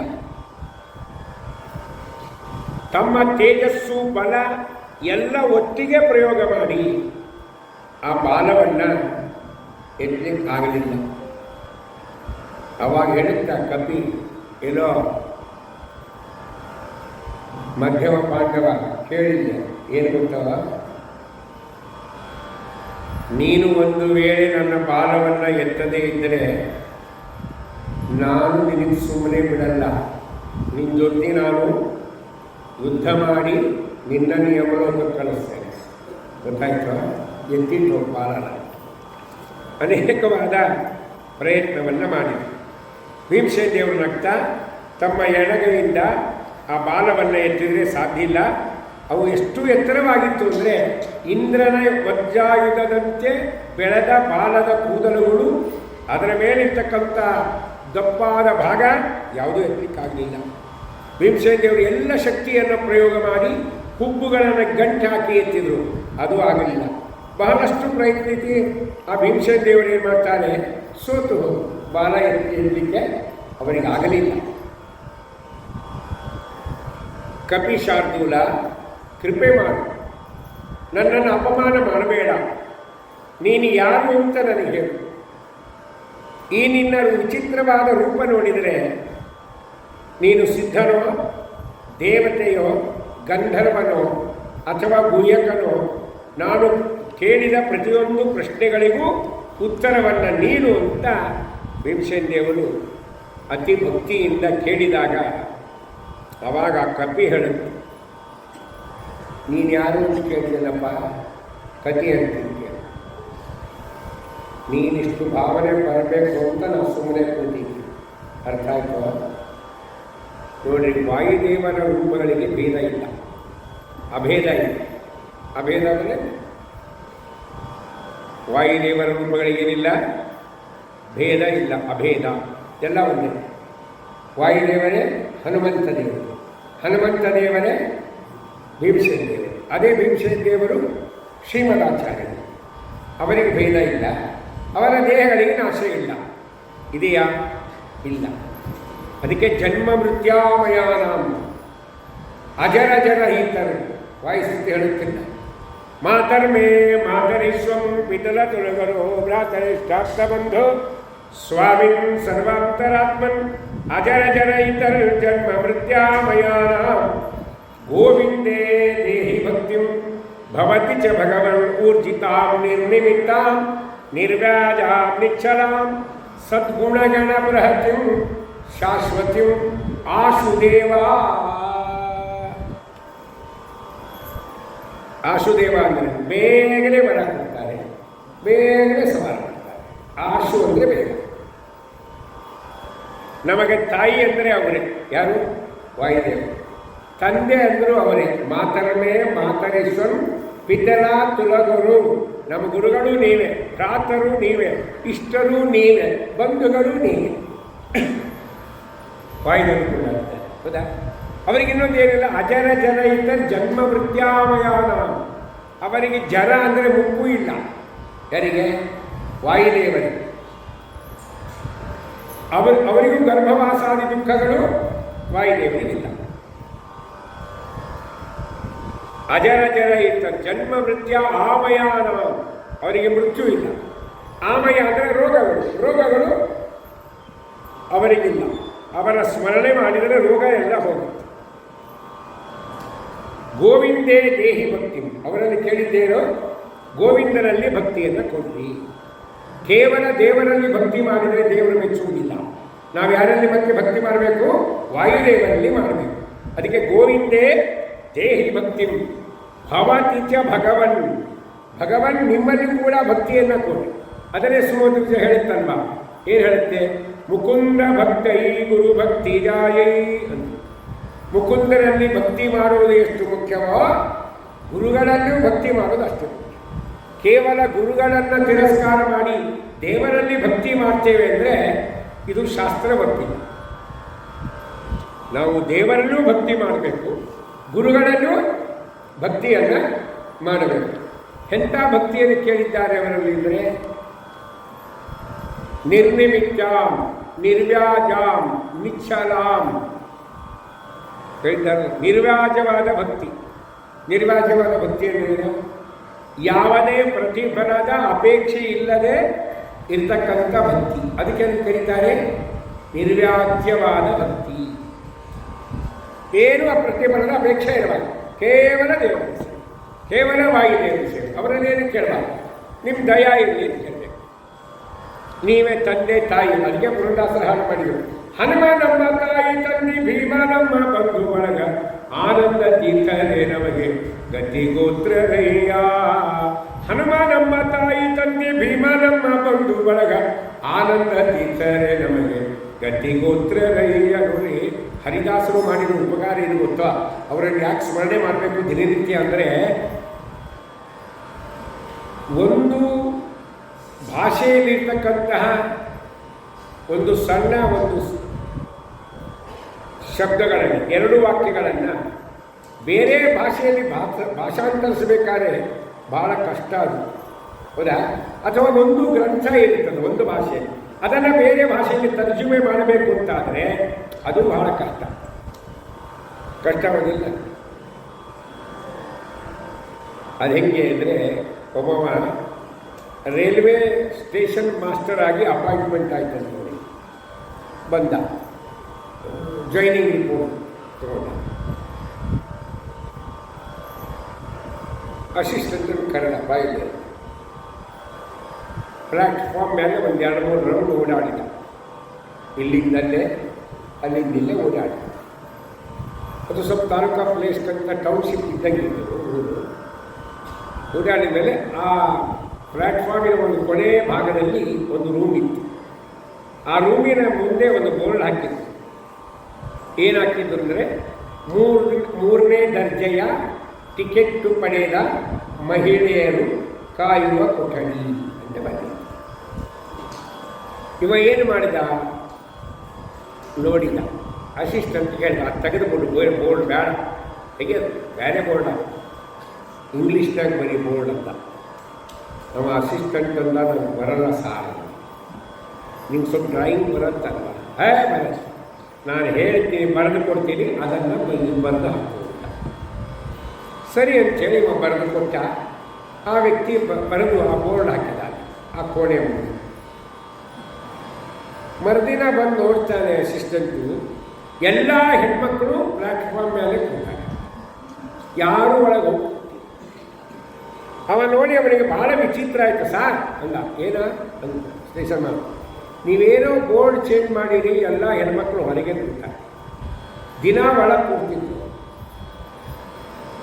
ಗೊತ್ತಾಯ್ತಾ ಸರ್?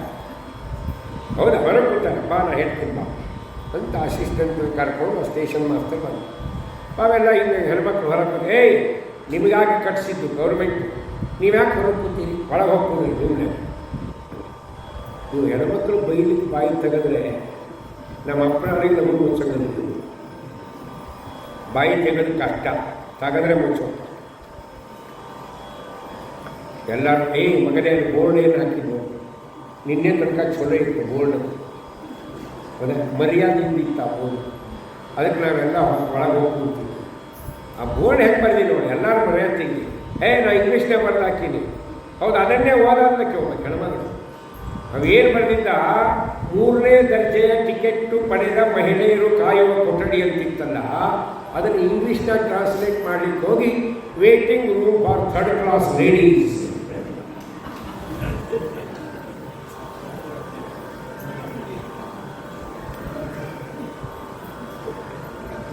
ಯಾರು ಕೂಡ್ತಾರೆ? ಒಂದು ವಾಕ್ಯ 2 ವಾಕ್ಯನೇ ತರ್ಜುಮೆ ಮಾಡುವುದರಲ್ಲಿ ಒಂದು ಶಬ್ದ ಹೆಚ್ಚು ಕಮ್ಮಿ ಆದರೆ ಅನರ್ಥ. ಅಂದರೆ ನಮ್ಮ ಹರಿದಾಸರ ಇಡೀ ಶಾಸ್ತ್ರ ಪ್ರಪಂಚವನ್ನೇ ಭಾಷಾಂತರ ಮಾಡಲ್ಲ ಕನ್ನಡದಲ್ಲಿ. ಎಲ್ಲಾದರೂ ವ್ಯತ್ಯಾಸ ಮಾಡಿದ್ದಾರಾ? ಇಲ್ಲ. ಮಾತನ್ಮೇ ಮಾತರೀಶ್ವರನಾದ ದೇವರು ದಾಸರ ದೇವರು ನಮ್ಮದಲ್ಲಿ. ಹನುಮಾನಮ್ಮ ತಾಯಿ ತಂದಿ ಭೀಮನಮ್ಮ ಬಂಧು ಬಳಗ ಆನಂದ ತೀರ್ಥರೇ ನಮಗೆ ಗತಿ ಪುತ್ರರಯ್ಯ. ಇಡೀ ಶಾಸ್ತ್ರವನ್ನೇ ಕನ್ನಡದಲ್ಲಿ ಭಾಷಾಂತರಿಸಿದರು. ಅದಕ್ಕೆ ಇಲ್ಲಿ ಯಾಕೆ ಹೇಳಿಕ್ಕೆ ಬಂದಿದ್ದರೆ, ಅವಾಗ ಭೀಮಸೇನ ದೇವರಂತಾರೆ, ಯಾರಪ್ಪ ನೀನು? ಅವ ಹೇಳ್ತಾನೆ, ಈಗ ನನ್ನ ಬಗ್ಗೆ ತಗ್ಗಿ ಬಗ್ಗಿ ಬಂದೆಲ್ಲ ಇಲ್ಲ, ನಾನು ಭಾಳ ಬಲವಂತ, ಭಾಳ ಪಕ್ಕಕ್ಕೆ ಕಿತ್ಕೊಂಡು ಹೋಗ್ತೇನೆ, ನನ್ನ ಬಲ ನಿಂಗೆ ಗೊತ್ತಿಲ್ಲ ಅಂತ ಏನೇನೋ ಮಾತಾಡ್ದಲ್ವ. ಈಗ ತೆಗೆದು ಹೋದಿಲ್ಲ. ಈಗ ಹೇಳ್ತೀನಿ ಕಣ, ಯಾರೂ ಕೇಳ್ತಾ ಇದ್ದಿಲ್ಲ. ನಾನು ಹನುಮಂತ ತ್ರೇತಾಯುಗದಲ್ಲಿ ಇದ್ದವನು, ಅವಾಗ ಜನಿಸಿದವನು. ನಮ್ಮ ಅಮ್ಮನ ಹೆಸರು ಅಂಜನಾದೇವಿ, ನಮ್ಮ ಅಪ್ಪನ ಹೆಸರು ಕೇಸರಿ ಅಂತಕ್ಕಂತಹ ವಾನರ. ನಾನು ದೊಡ್ಡ ಜ್ಞಾನಿಗಳಿಂದ ಅನುಗ್ರಹದಿಂದ ಜನಿಸಿದವನು. ಗೊತ್ತಾಯ್ತು? ನಾನಿಷ್ಟು ಬಲಿಷ್ಠ ಇರಲಿಕ್ಕೆ ಕಾರಣ ಏನು ಅಂದರೆ ನಮ್ಮಮ್ಮ ಕಾರಣ. ಯಾಕೆ? ಅದಕ್ಕೊಂದು ಕಥೆ ಹೇಳ್ತೀನಿ ಕೇಳಿ. ಅನ್ಬಂದು ಏನು ಕಥೆ? ಹಿಮವತ್ ಪರ್ವತದ ಕಡೆ ಅಲ್ಲಿ ಗಂಗೆಗೆ ಸ್ನಾನಕ್ಕೆ ಹೋಗ್ಬೇಕಾದ್ರೆ ಅನೇಕ ಜ್ಞಾನಿಗಳು ಹೋಗ್ತಿದ್ರು ಬೆಳಗಿನ ಜಾವ. ಉತ್ತಿಷ್ಟ ಉತ್ತಿಷ್ಟ ಗೋವಿಂದ, ಉತ್ತಿಷ್ಟ ಗರುಡಧ್ವಜ, ಉತ್ತಿಷ್ಟ ಕಮಲಾಕಾಂತ, ತ್ರೈಲೋಕ್ಯಂ ಮಂಗಲಂ ಕುರು. ಬೆಳಗ್ಗೆದ್ದು ಭಗವಂತನ ಸ್ಮರಣೆ ಮಾಡ್ತಾ ಸ್ನಾನಕ್ಕೆ ಹೋಗುವಾಗ ಆ ಪ್ರದೇಶದಲ್ಲಿ ಒಂದು ಆನೆ ಇತ್ತು, ಶಂಖಶಬಲ ಅಂತ ಒಂದು ಆನೆ. ಅದು ಅಲ್ಲಿ ಹೋಗಿ ಬರೋರಿಗೆ ತೊಂದರೆ ಕೊಡ್ತಾ ಇತ್ತು ಮಧ್ಯೆ ಮಧ್ಯೆ. ಒಂದು ದಿವಸ ಒಬ್ಬರು ಬೆಳಗಿನ ಜಾವದಲ್ಲಿದ್ದು ಜ್ಞಾನಿಗಳು ಸ್ನಾನಕ್ಕೆ ಹೊಂದಿದ್ದಾರೆ. ಉತ್ತಿಷ್ಟ ಉತ್ತಿಷ್ಟ ಗೋವಿಂದ, ಏಳು ನಾರಾಯಣ, ಏಳು ಲಕ್ಷ್ಮೀ ರಮಣ, ಏಳು ಗಿರಿದುಡೆಯ ವೆಂಕಟೇಶ, ಏಳಯ್ಯ ಬೆಳಗಾಯಿತು ಕಾಸಿದ್ದ ಹಾಲನ್ನು ಕಾವಡಿಯೊಳಪಿಟ್ಟು ಲೇಸಾಗಿ ಕಡೆದ ಹೊಸ ಬೆಣ್ಣೆ ಕೊಡುವೆ ಶೇಷ ಶೈಲರೇಳು ಸಮುದ್ರ ಮಥನಮ ಮಾಡು ದೇಶ ಕಂಪಾಯಿತು ಎಳೆಯ ಹರಿಯೇ. ಅರುಳು ಮಲ್ಲಿಗೆ ಜಾಗಿ ಪರಿಮಳದ ಪುಷ್ಪಗಳ ಸುರನು ತಂದಿದ್ದಾರೆ ಬಲುಬಕುತಿಯಿಂದ. ಅರವಿಂದ ನಾಭಾಚ್ಯುತ ಸಿರಿ ಭವಾದಿಗಳೊಡೆಯ ಪಿರಿದಾಗಿ ಕೂಗಿ ಕೋಳಿ ಕೂಗಿತೇಳೆಯ ಹರಿಯೇ. ದಾಸರೆಲ್ಲರೂ ಬಂದು ಧೂಳಿದರೆ ಸರಕೊಂಡು ಲೇಸಾಗಿ ತಾಳ ದಂಡಿಗೆ ಪಿಡಿದು ಶೀಶನೆಲೆಯ ಆದಿಕೇಶವ ನಿಮ್ಮ ಪಾದವರು ಲೇಸಾಗಿ ಸ್ಮರಿಸುವರು ಹರಿಯೇ. ಏಳು ನಾರಾಯಣ, ಏಳು ಲಕ್ಷ್ಮೀ ರಮಣ. ಬೆಳಿಗ್ಗೆದ್ದು ದೇವರ ಸ್ತೋತ್ರ ಮಾಡಬೇಕು. ನಮ್ಮ ಬಾಯಿಲೆ ಅದು ಬರಲ್ಲ. ಹಿಂದಿನ ನಮ್ಮ ಸ್ವಲ್ಪ ಹಿಂದಿನ ಹಿರಿಯರು ಮಾಡ್ತಿದ್ರು. ಬೆಳಿಗ್ಗೆ ಎದ್ದ ತಕ್ಷಣ ದೇವರ ಸ್ತೋತ್ರಗಳನ್ನು ಹೇಳ್ತಾ ಕೆಲಸ ಮಾಡ್ತಿದ್ರು. ಈಗಾದರೂ ಎಷ್ಟೋ ಜನ ಇದ್ದಾರೆ, ಕೆಲವು ಕಡೆ ಹೆಣ್ಮಕ್ಳು ಮುತ್ತೈದೆ ಇದ್ದಾರೆ ವಯಸ್ಸು, ಅವರೆಲ್ಲ ದೇವರ ಸ್ಮರಣೆ ಮಾಡ್ತಾರೆ, ಕೆಲಸ ಮಾಡ್ತಾರೆ. ಈಗ ನಾವು ನಮ್ಮ ಬಾಯಿಲೆ ಬರೋದು ಎರಡು. ಬೆಳಿಗ್ಗೆದ್ದು ಏನು ಬರ್ತದೆ ಗೊತ್ತಾ? ನನ್ನ ಫೋನಲ್ಲಿ ಕಾಫಿ ಹಾಕಿ, ಡಿಕಾಕ್ಷನ್ ಹಾಕಿ, ಎಲ್ಲ ಬೇರೆ ಶಬ್ದ ಬರಲ್ಲ. ಬೆಳಗ್ಗೆ ತಕ್ಷಣ ದೇವರ ಸ್ಮರಣೆ ಮಾಡಬೇಕು. ಆ ರೀತಿ ಸ್ಮರಣೆ ಮಾಡ್ತಾ ಹೊರಟಿದ್ದಾರೆ. ಆ ಶಂಖಶಬಲ ಆನೆ ಇವರಿಗೆ ಬೆನ್ನ ಹತ್ತಿಬಿಟ್ಟಿದೆ ಈ ಜ್ಞಾನಿಗಳಿಗೆ. ಓಡ್ತಾ ಇದ್ದಾರೆ, ಓಡ್ತಾ ಇದ್ದಾರೆ, ಓಡ್ತಾ ಇದ್ದಾರೆ. ಧನು ಆಯಿತು ಜ್ಞಾನಿಗಳು. ಅವರು ದೇವರಿಗೆ ಪ್ರಾರ್ಥನೆ ಮಾಡ್ತಾರೆ, ಸ್ವಾಮಿ ಇನ್ನು ನನ್ನ ಹತ್ರ ಓಡಲಿಕ್ಕಾಗಲ್ಲ, ನೀನೇನು ಮಾಡ್ತೀಯೋ ಮಾಡು. ಆನೆ ಬರುವ ಕಡೆಗೆ ಮುಖ ಮಾಡಿ ನಿಂತು ಕಣ್ಣು ಮುಚ್ಚಿ ನಿಂತು ದೇವರ ಸ್ಮರಣೆ ಮಾಡ್ತಾರೆ. ತೇಳಿಸೋ ಇಲ್ಲ ಮುಳುಗಿಸೋ, ನಿನ್ನ ಕಾಲಿಗೆ ಬಿದ್ದೇನೋ ಪರಮ ಕೃಪಾಳು, ತೇಲಿಸೋ. ದೇವರಿಗೆ ಮಾಡೋಣ, ನೀ ತೇಲಿಸ್ತೀಯ ಮುಳುಗಿಸ್ತೀಯ ನಿನಗೆ ಬಿಟ್ಟೇನು. ಯಾಕೆ? ನಿನ್ನ ಕಾಲಿಗೆ ಬಿದ್ದೇನೋ ಪರಮ ಕೃಪಾಳು, ಶರಣಾಗತಿ ಹೊಂದಿದ್ದೇನೆ, ಏನಾದರೂ ಮಾಡು ಸ್ವಾಮಿ ಅಂತ ಗಟ್ಟಿಯಾಗಿ ಕಣ್ಣು ಮುಚ್ಚಿ ದೇವರನ್ನು ಪ್ರಾರ್ಥನೆ ಮಾಡುವಾಗ ಅಲ್ಲಿ ಒಂದು ಯಾವುದೋ ಶಿಖರದ ಮೇಲೆ ಒಬ್ಬ ಕಪಿ ಕೂತಿದ್ದ. ಅವ ಇದು ಬರೋದನ್ನು ನೋಡಿದ, ಆನೆ ಬರೋದನ್ನು. ಅಲ್ಲಿ ಜ್ಞಾನಿಗಳು ನಿಂತಿದ್ದನ್ನು ನೋಡಿದ. ಈ ಆನೆ ಜ್ಞಾನಿಗಳಿಗೆ ತೊಂದರೆ ಕೊಡ್ತದೆ ಅಂತ ಅನ್ನಿಸ್ತವನಿಗೆ. ಅಲ್ಲಿಂದ ನೇರವಾಗಿ ಆ ಆನೆಯ ತಲೆ ಮೇಲೆ ಜಿಗಿದು ತಲೆಗೊಂದು ಜೋರಾಗಿ ಗುದ್ದಿದ್ದ ಕಪಿ. ಆನೆ ಮೂರ್ಛೆ ಬಂದು ಗರಗರ ತಿರುಗಿ ಸತ್ತೋಯ್ತು. ಜ್ಞಾನಿಗಳು ಕಣ್ಣು ಮುಚ್ಚಿದರು. ಒಂದು 10 ನಿಮಿಷ ಆಯಿತು. ಅವರದ್ದು ಇಷ್ಟೊತ್ತಿಗೆ ಆನೆ ಬಂದು ನನ್ನನ್ನು ತುಳಿಬೇಕಾಗಿತ್ತು. ಯಾಕೆ ತುಳಿದಿಲ್ಲ, ಎಲ್ಲೋಯ್ತು ಅಂತ ಕಣ್ಣು ಬಿಟ್ಟು. ಕಣ್ಣು ಬಿಟ್ಟ ತಕ್ಷಣ ನೋಡ್ರಿ ಆನೆ ಸತ್ತು ಬಿದ್ದಿದೆ. ಒಬ್ಬ ಕಪಿ ಪಕ್ಕದಲ್ಲಿ ನಿಂತಿದ್ದಾನೆ. ಈ ದೃಶ್ಯವನ್ನು ಈ ಜ್ಞಾನಿಗಳು ಗೆಸ್ ಮಾಡಿದರು. ನನ್ನನ್ನು ಈ ಆನೆಯಿಂದ ರಕ್ಷಣೆ ಮಾಡಿದವನು ಈ ಕಪಿ. ಇವ ನನಗೆ ಉಪಕಾರ ಮಾಡಿದ್ದಾನಲ್ವಾ, ಇವನಿಗೇನಾದರೂ ಪ್ರತ್ಯುಪಕಾರ ಮಾಡಬೇಕು ಅಂತ ಕೇಳಿ ಜ್ಞಾನಿಗಳು ಕೇಳ್ತಾರೆ, ಯಾರಪ್ಪ ನೀನು? ಆನೆಯಿಂದ ನನ್ನ ಪ್ರಾಣ ರಕ್ಷಣೆ ಮಾಡಿದ್ದೆ, ನಿಂಗೆ ಏನು ಬೇಕದಕ್ಕೆ ಪ್ರತ್ಯುಪಕಾರ ಮಾಡ್ತೇನೆ. ಅವ ಹೇಳಿದ, ನನ್ನ ಹೆಸರು ಕೇಸರಿ ಅಂತಕ್ಕಂಥ ಕಪಿ. ನೀವು ನನಗೆ ಉಪಕಾರ ಮಾಡೋದಾದರೆ ಒಂದು ಕೆಲಸ ಮಾಡಿ. ಏನು? ನಾನು ಲಗ್ನ ಮಾಡಿಕೊಂಡಾಗಿಂದ, ಅಂಜನಾದೇವಿಯನ್ನು ಲಗ್ನ ಮಾಡಿಕೊಂಡಾಗಿಂದ ಇಲ್ಲಿವರೆಗೆ ಅವಳು ಒಂದು ಸರಿ ಕೂಡ ನಕ್ಕಿಲ್ಲ. ಒಂದು ಬಾರಿ ನಗಿಸಿಬಿಡ್ಲಿ ಅಂತ. ಎಂಥ ಮರದಿದು? ಅವ ಲಗ್ನ ಮಾಡ್ಕೊಂಡು ಹೇಳ್ತೀನಿ, ಇವರು ನಗಿಸ್ಬೇಕು. ಸಂಬಂಧ ಇಲ್ಲ, ಸುದ್ದಿ ಅದಿಲ್ಲ. ಅವ ಹೆಂಗೆ ತಡ್ಕೊಂಡಿರ್ಲಿಕ್ಕಿಲ್ಲ. ಯಾರು? ಕೇಸರಿ ಕಪಿ. ನಮ್ಮ ಹೆಂಡತಿ ಬೆಳಗಿಂದ ಸಾಯಂಕಾಲದ ತನಕ ಒಂದು ದಿವಸ ಏನಾದರೂ ನಗಲಿಲ್ಲ ಅಂದರೆ ಸಾಯಂಕಾಲ ಜಪ ಮಾಡ್ಕೊಂಡು ಹೋಗ್ತೀವಿ ನಾವು, ಓಂ ಶ್ರೀರಾಘವೇಂದ್ರ ಓಂ ಶ್ರೀರಾಘ. ಯಾಕೆಂದರೆ ನಮ್ಮ ಹೆಂಡತಿ ನಕ್ಕಿಲ್ಲ, ಅವ್ರು ಸರ್ ನಗಿಸಿ ರಾಯನೇ ಇಲ್ಲ. ನಮ್ಮ ಹೆಂಡತಿ ನಗಿಸ್ಲಿಕ್ಕೆ ರಾಯನೇ ಒಂದಿನ ಅವ ಮದುವೆ ಆದಾಗಿಂದ ನಕ್ಕಿಲ್ಲ. ಇಷ್ಟೇ ಕೆಲ ಸರಿ ಅಂತ ಮಾನವ ಮನೆ ಕರ್ಕೊಂಬಂದ ಕಪಿ. ಅಂಜನಾ ಅಂದ. ನೀರು ತಗೊಂಡು ಬಂದು ಪಾದ ಪ್ರಕ್ಷಾಳನೆ ಮಾಡಿದ್ದಾರೆ ಜ್ಞಾನಿಗಳಿಗೆ. ಆ ಪಾದ ನೀರನ್ನು ತಲೆ ಮೇಲೆ ಹಾಕೋದು, ಒಳಗೆ ಕರೆದು ಕೂರಿಸಿ ಕೈ ಜೋಡಿಸ್ಕೊಂಡಿದ್ದಾರೆ ದಂಪತಿಗಳು. ಅವಾಗ ಕೇಳಿದರು ಜ್ಞಾನಿಗಳು, ನೋಡಮ್ಮ, ನಿನ್ನ ಯಜಮಾನ ನನಗೆ ಉಪಕಾರ ಮಾಡಿದ್ದಾನೆ, ನನ್ನ ಪ್ರಾಣವನ್ನು ರಕ್ಷಣೆ ಮಾಡಿದ್ದಾನೆ, ಅದಕ್ಕೆ ನಾನು ಪ್ರತ್ಯುಪಕಾರ ಮಾಡಬೇಕಂತೆ. ಕೇಳಿದಾಗ ನೀನೇನೋ ನಕ್ಕೇ ಇಲ್ಲ ಅಂತ ಹೇಳಿದ. ಒಂದು ಬಾರಿ ನನ್ನ ಹೆಂಡತಿ ನಗಿಸಲಿಲ್ಲ, ನೀ ನಗಬೇಕಾದ್ರೆ ನಾನೇನು ಮಾಡಬೇಕು ಅಂತ ಕೇಳಿದ್ವಿ. ಅವಳಂದ್ರು, ನೀವು ಅಂಥ ಸಾಹಸ ಕೈ ಹಾಕಬೇಡಿ ಸ್ವಾಮಿ, ನಮ್ಮನೇಲಿ ಇರ್ರಿ, 6 ತಿಂಗಳಿರಿ, ವರ್ಷ ಇರಿ, ನಿಮ್ಮ ಸೇವೆ ಮಾಡ್ತೇನೆ, ನಿಮ್ಮ ಜಪ ತಪ ಅನುಷ್ಠಾನ ಮಾಡಿಕೊಳ್ಳ್ರಿ. ಆದರೆ ನಾನು ನಗಬೇಕಾದ್ರೆ ಏನು ಮಾಡಬೇಕು ಅಂತ ಕೇಳಿದೆ. ನಾವು ನಗಬೇಕಾದ್ರೆ ದೊಡ್ಡ ಸಂಕಲ್ಪ ಇದೆ, ಅದು ನಿಮ್ಮ ಕಡೆಗೆ ಸಾಧ್ಯನ? ಇವು ದೇವರ ಅನುಗ್ರಹ ಪಡೆದ ಮಹಾನುಭಾವರು, ಇವರನ್ನು ಅವಶ್ಯವಾಗಿತ್ತು. ಏನು ಬೇಕು ಕೇಳು ಬರಾಕ, ಆಮೇಲೆ ಇಲ್ಲ ಅನ್ನಬಾರ್ದು ಅನ್ಲು. ಯಾರು? ಅಂಜನಾದೇವಿ. ಕೇಳಿದ ಮೇಲೆ ಇಲ್ಲ ಅನ್ಬೇಡ, ಈಗ ವಿಚಾರ ಮಾಡ. ಕೆಲವರು ನಮಗೂ ಹೇಳಿರ್ತಾರೆ, ಭಕ್ತಿ ಜಾಸ್ತಿ ಆಗಿ ಆಚಾರ್ಯ ನಮ್ಮ ಮನೆಗೆ ಬಂದು ನಿಮಗೇನು ಬೇಕು ಕೊಡ್ತೀವಿ ಅಂತದಿಲ್ಲ. ಅವ್ರ ಮನೆಗೆ ಹೋದರೆ ಹೋಗೋಕ್ಕಿಂತ ಮೊದಲೇ ಹೆಂಡತಿ ಹೇಳಿರ್ತಾರೆ, ನಾಳೆ ಗುರುದಾಸರು ಬರ್ತಾರೆ, ಎಲ್ಲ ಬೆಳ್ಳಿ ಚೆಂಬು ತಟ್ಟಿ ಒಣಗಿಟ್ಟು. ಯಾಕ್ರಿ ಏನಾಯ್ತು? ಇಲ್ಲ ನಾ ಅವನಿಗೆ ಹೇಳಿ ಏನು ಬೇಕಾದ್ರೆ ಕೊಡ್ತೀನಿ ಬರ್ರಿ ಅಂತ ಹೇಳಿದ್ವಿ. ಏನೋ ಅಲ್ಲಿ ವಿಚಾರ ಬರಲಿಲ್ಲ, ಮನೆಗೆ ಬಂದ ಮೇಲೆ ವಿಚಾರ ಬಂತು ಅಂತ ಹೇಳ್ತಾರೆ. ಯಾಕೆ ಒಳಗೆ ಮತ್ತು ಹೊರಗೆ ಹೇಳೋಣ, ಅದಿಲ್ಲ ಅಂತ ಹೇಳಿ ನಾವು ಬಂದ ಕಡೆ ಎಲ್ಲ ಬಾಪು ನಿಮಗೇನು ಬೇಕು, ಆ ಬೆಳ್ಳಿ ತಮಗೆ ಕೊಡ್ತೇನಪ್ಪ, ಅದನ್ನು ಬಿಟ್ಟು ಕೇಳಿ ಆಚಾರ್ಯ. ಯಾಕೆ? ನಮ್ಮ ಹೆಂಡತಿ ತವ್ರ ಮನೆಗೆ ತಂದಿದ್ದು, ನಾ ಬೆಳ್ಳಿ ತಟ್ಟಿ ಕೊಡ್ತೀವಿ. ಅಯ್ಯ ನಾನು ಸೊಸೆ ತಂದಿದ್ರಿ ತವ್ರನ್ನ, ಅದನ್ನು ಬಿಟ್ಟು ಕೇಳಿ. ಏನು ಕೇಳಿದ್ರು ಬಿಟ್ಟು ಕೇಳಿ, ಅದನ್ನು ಬಿಟ್ಟು ಕೇಳಿದ್ರೆ ಕೊನೆಗೂ ನಮಗೇನು ಕೊಡೋದು ಗೊತ್ತಾ? 5 ಬೆಳೆಯಿದೆ, 5 ಅಡಿಕೆ, 2 ಗೋಪಿ ಚಂದನ, 2 ಜನ್ಮದ 10 ರೂಪಾಯಿ. ಅದು ಮೊದಲೇ ಕೊಟ್ಬಿಟ್ರೆ ಆಗ್ತಿತ್ತು. ನಿಮಗೇನು ಬೇಕೇನು ಕೇಳಿ ಕೊನೆಗೆ ಇಷ್ಟ ಹಾಕೊಳ್ಬೇಕು. ಮೊದಲು ಕೊಟ್ಟರಿಂದ ಆಗ್ತಿದ್ದಿಲ್ಲ. ನೋಡಿ ವಿಚಾರ ಮಾಡಿ ಏನೇನು ಕೇಳಿ. ಹಾಗಾದ್ರೆ ಕೇಳ್ತೇನೆ, ನನಗೊಂದು ಮಗ ಆಗಬೇಕು. ಅದಕ್ಕೆ ಸ್ವಾಮಿ ನನಗಿರೋ ವಾಕ್ಯ ಪೂರ್ತಿಯಾಗಿಲ್ಲ. ನನಗೊಂದು ಮಗ ಹುಟ್ಟಬೇಕು, ಕಾಮ. ಮಹಾಬಲಿಷ್ಠನಾಗಿರಬೇಕು, ಕಾಮ.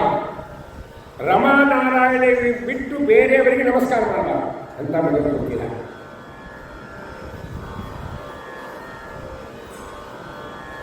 ಕೈ ಕಲ್ಕೊಂಡು ಮೊದಲನೇದು ಮಗ ಹುಟ್ಟಬೇಕು, ಕಾಮ. ಮಹಾಬಲಿಷ್ಠನಾಗಿರಬೇಕು, ಕಾಮ.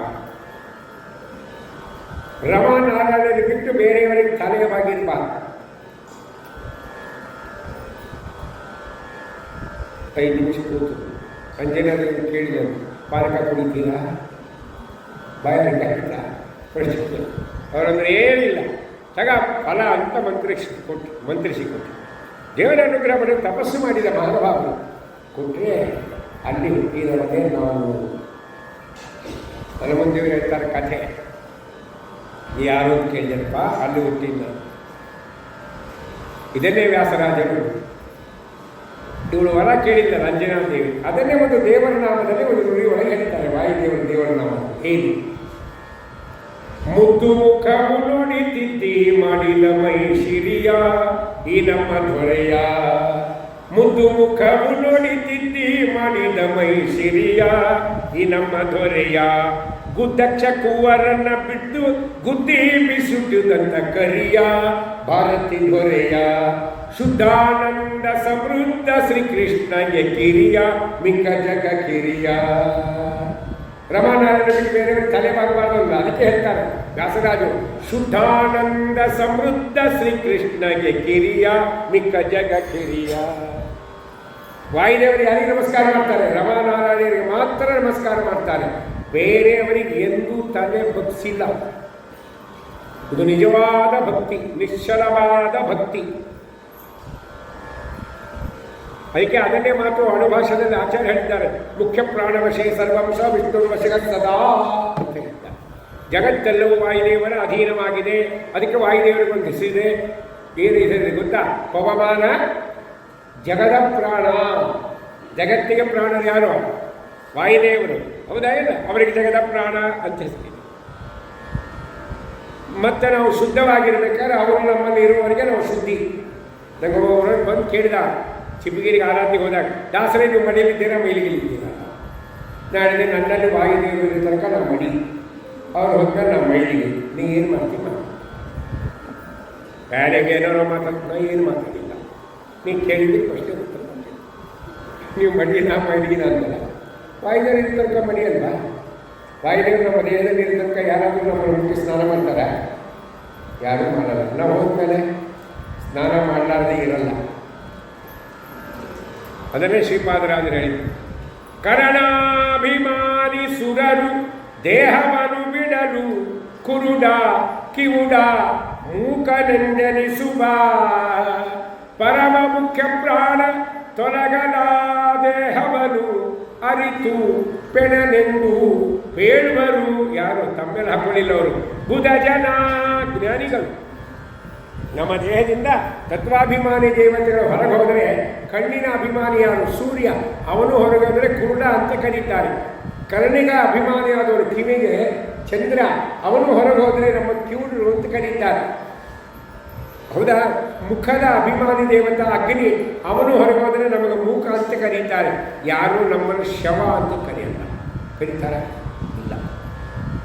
ಆದರೆ ಪರಮ ಮುಖ್ಯ ಪ್ರಾಣ ತೊಲಗಲ ದೇಹವನ್ನು ಅರಿತು ಪೆಣನೆಂದು ಪೇಳುವರು ಬುಧ ಜನ. ಪರಮ ಮುಖ್ಯ ಪ್ರಾಣ ಅಂದ್ರೇನು? ವಾಯುದೇವರು ದೇಹದಿಂದ ಹೋದರೆ ಶವ ಅಂತ ಕರೀತಾರೆ. ಆದರೆ ಇಲ್ಲಿ ಇನ್ನೊಂದು ಪ್ರಮೇಯ ಅಡಗಿದೆ ಗೊತ್ತಾ? ಏನು? ವಾಯುದೇವರಿಗಿಂತಲೂ ಅಧಿಕಾರದಲ್ಲಿ ಯೋಗ್ಯತೆಯಲ್ಲಿ ದೊಡ್ಡವರಾದರೆ ಇನ್ನೂ ಇಬ್ಬರಿದ್ದಾರಲ್ಲ ಒಳಗೆ. ಯಾರವರು? ರಮಾನಾರಾಯಣರು ಇದ್ದರು. ಅವ್ರಿಗೇನು ಕೆಲಸವೇ ಇಲ್ವಾ? ಬರೀ ವಾಯುದೇವರು ಹೋದರೆ ಅಂತ ನಾವಂತೀವಿ. ಹೇಗೆ ವಾಯುದೇವರ ಶಬ್ದ ಹಂಗೆ ಹಾಕಾರ ಶ್ರೀಪಾದರಾಜರು ಪರಮ ಮುಖ್ಯ ಪ್ರಾಣ. ಹಾಗಾದರೆ ವಾಯುದೇವರಿಗೆ ಎಷ್ಟು ಮಹತ್ವ ಇದೆ? ಮತ್ತು ದೊಡ್ಡವರಾಗಿರ್ತಕ್ಕಂಥ ರಮಾದೇವಿಗೆ, ಸರ್ವೋತ್ತಮರಾಗಿರ್ತಕ್ಕಂಥ ಭಗವಂತನಿಗೇನು ಕೆಲಸವೇ ಇಲ್ಲವ, ಅವನು ಮಹತ್ವ ಇಲ್ಲ ಅಂದರೆ ಶ್ರೀಪಾದರಾಜರು ಅಲ್ಲೇ ಶಬ್ದದೊಳಗೆ ಹೇಳ್ಯಾರಿ. ಏನು ಹೇಳ್ಯಾರ ಗೊತ್ತಾ? ವಾಯುದೇವರು ಅಂತ ಹೇಳಿಲ್ಲವರು 3 ಮಂದಿ ಹೇಳ್ಯಾರ. ಪರಮ ಮುಖ್ಯ ಪ್ರಾಣ. ಪರ ಅಂದರೆ ಪರಮಾತ್ಮ, ಮಾ ಅಂದರೆ ಲಕ್ಷ್ಮೀದೇವಿ, ಮುಖ್ಯ ಪ್ರಾಣ ಅಂದರೆ ವಾಯು. 3 ಮಂದಿ ಹೋದರೆ ಅಂತ 3 ಮಂದಿ ಹೇಳ್ಯಾರಲ್ಲಿ. ಅದಕ್ಕೆ ಸ್ವಲ್ಪ ತಿಳ್ಕೊಬೇಕಾದ್ರೆ ಆ ಕಡೆ ಈ ಕಡೆ ಶಬ್ದ ವಿಚಾರ ಮಾಡಿ ತಿಳ್ಕೊಬೇಕಾದ್ರೆ ನೇರವಾಗಿ ತಿಳ್ಕೊಂಡ್ಬಿಟ್ರೆ ಶಬ್ದಾರ್ಥ ಹಂಗೆ ತಿಳ್ಕೊಂಡ್ರೆ ಅನರ್ಥ ಆಗಿಬಿಡ್ತದೆ. ಅರ್ಥ ಇಲ್ಲ. ಅದು ಹೆಂಗೆ ಅನರ್ಥ ಆಗ್ತದೆ? ಒಂದು ಎಕ್ಸಾಂಪಲ್ ಹೇಳ್ತೀನಿ. ನೀವು ಬೇರೆ ಊರಲ್ಲಿ ಭೇಟಿ ಆಗ್ತೀರಿ ತಿಳ್ಕೊಂಡಿರೋ, ನೀವು ಯಾರು ಹೇಳಿ ಹೌದಾ? ಅಲ್ಲಿ ಪಾಪ ಮಾತಾಡಿಸ್ತೇವೆ ವಿಶ್ವಾಸದಿಂದ. ಅಯ್ಯೋ ಆಚಾರ್ಯ ನಮಸ್ಕಾರ, ನಮ್ಮ ಊರಿಗೆ ಬಂದಿದ್ರಲ್ಲ, ಅದು ಸ್ವಲ್ಪ ವಿಶ್ವಾಸದಿಂದ ಮಾತಾಡ್ತೀವಿ. ನಿಮ್ಮ ಜೊತೆಗೆ ಯಾರೋ ನೀವು ಬೇಕಾದವರು ಅವರಾಗಿರ್ತಾರೆ, ಅವ್ರಿಗೆ ನಾವ್ಯಾರು ಗೊತ್ತಿರಲಿಲ್ಲ ಪಾಪ. ನೀವು ಒಂದು 10-15 ನಿಮಿಷ ನಮ್ಮ ಜೊತೆ ಮಾತಾಡ್ತೀವಿ, ಆಮೇಲೆ ಹೋಗಿ ಬರ್ತೀವಿ, ಹೊರಡ್ತೀವಿ. ಅವಾಗ ನಿಮ್ಮ ಜೊತೆಗೆ ಬಂದಿರ್ತಾರಲ್ಲ ಆ ಊರಾಗಿದ್ದವರು, ನಿಮಗೆ ಬೇಕಾದ್ರು ಅವ್ರು ಕೇಳ್ತಾರೆ, ನೀವು ಏನ್ರಿ ಅವ್ರು ಯಾರು ಎಷ್ಟು ಕ್ಲೋಸಾಗಿ ಮಾತಾಡ್ತಿದ್ರಿ, ಅವ್ರಿಗೆ ಏನಾಗಬೇಕು ಅಂತಾರೆ. ಅವಾಗ ಹೆಣ್ಮಕ್ಳಿಗೆ ಅಂತಾರೆ, ಅವ್ರು ನಮ್ಮ ಮನೆಯವರು ಇದ್ದಂಗೆ ಏನು ಅರ್ಥ ಮಾಡ್ತಿರಲಿಲ್ಲ.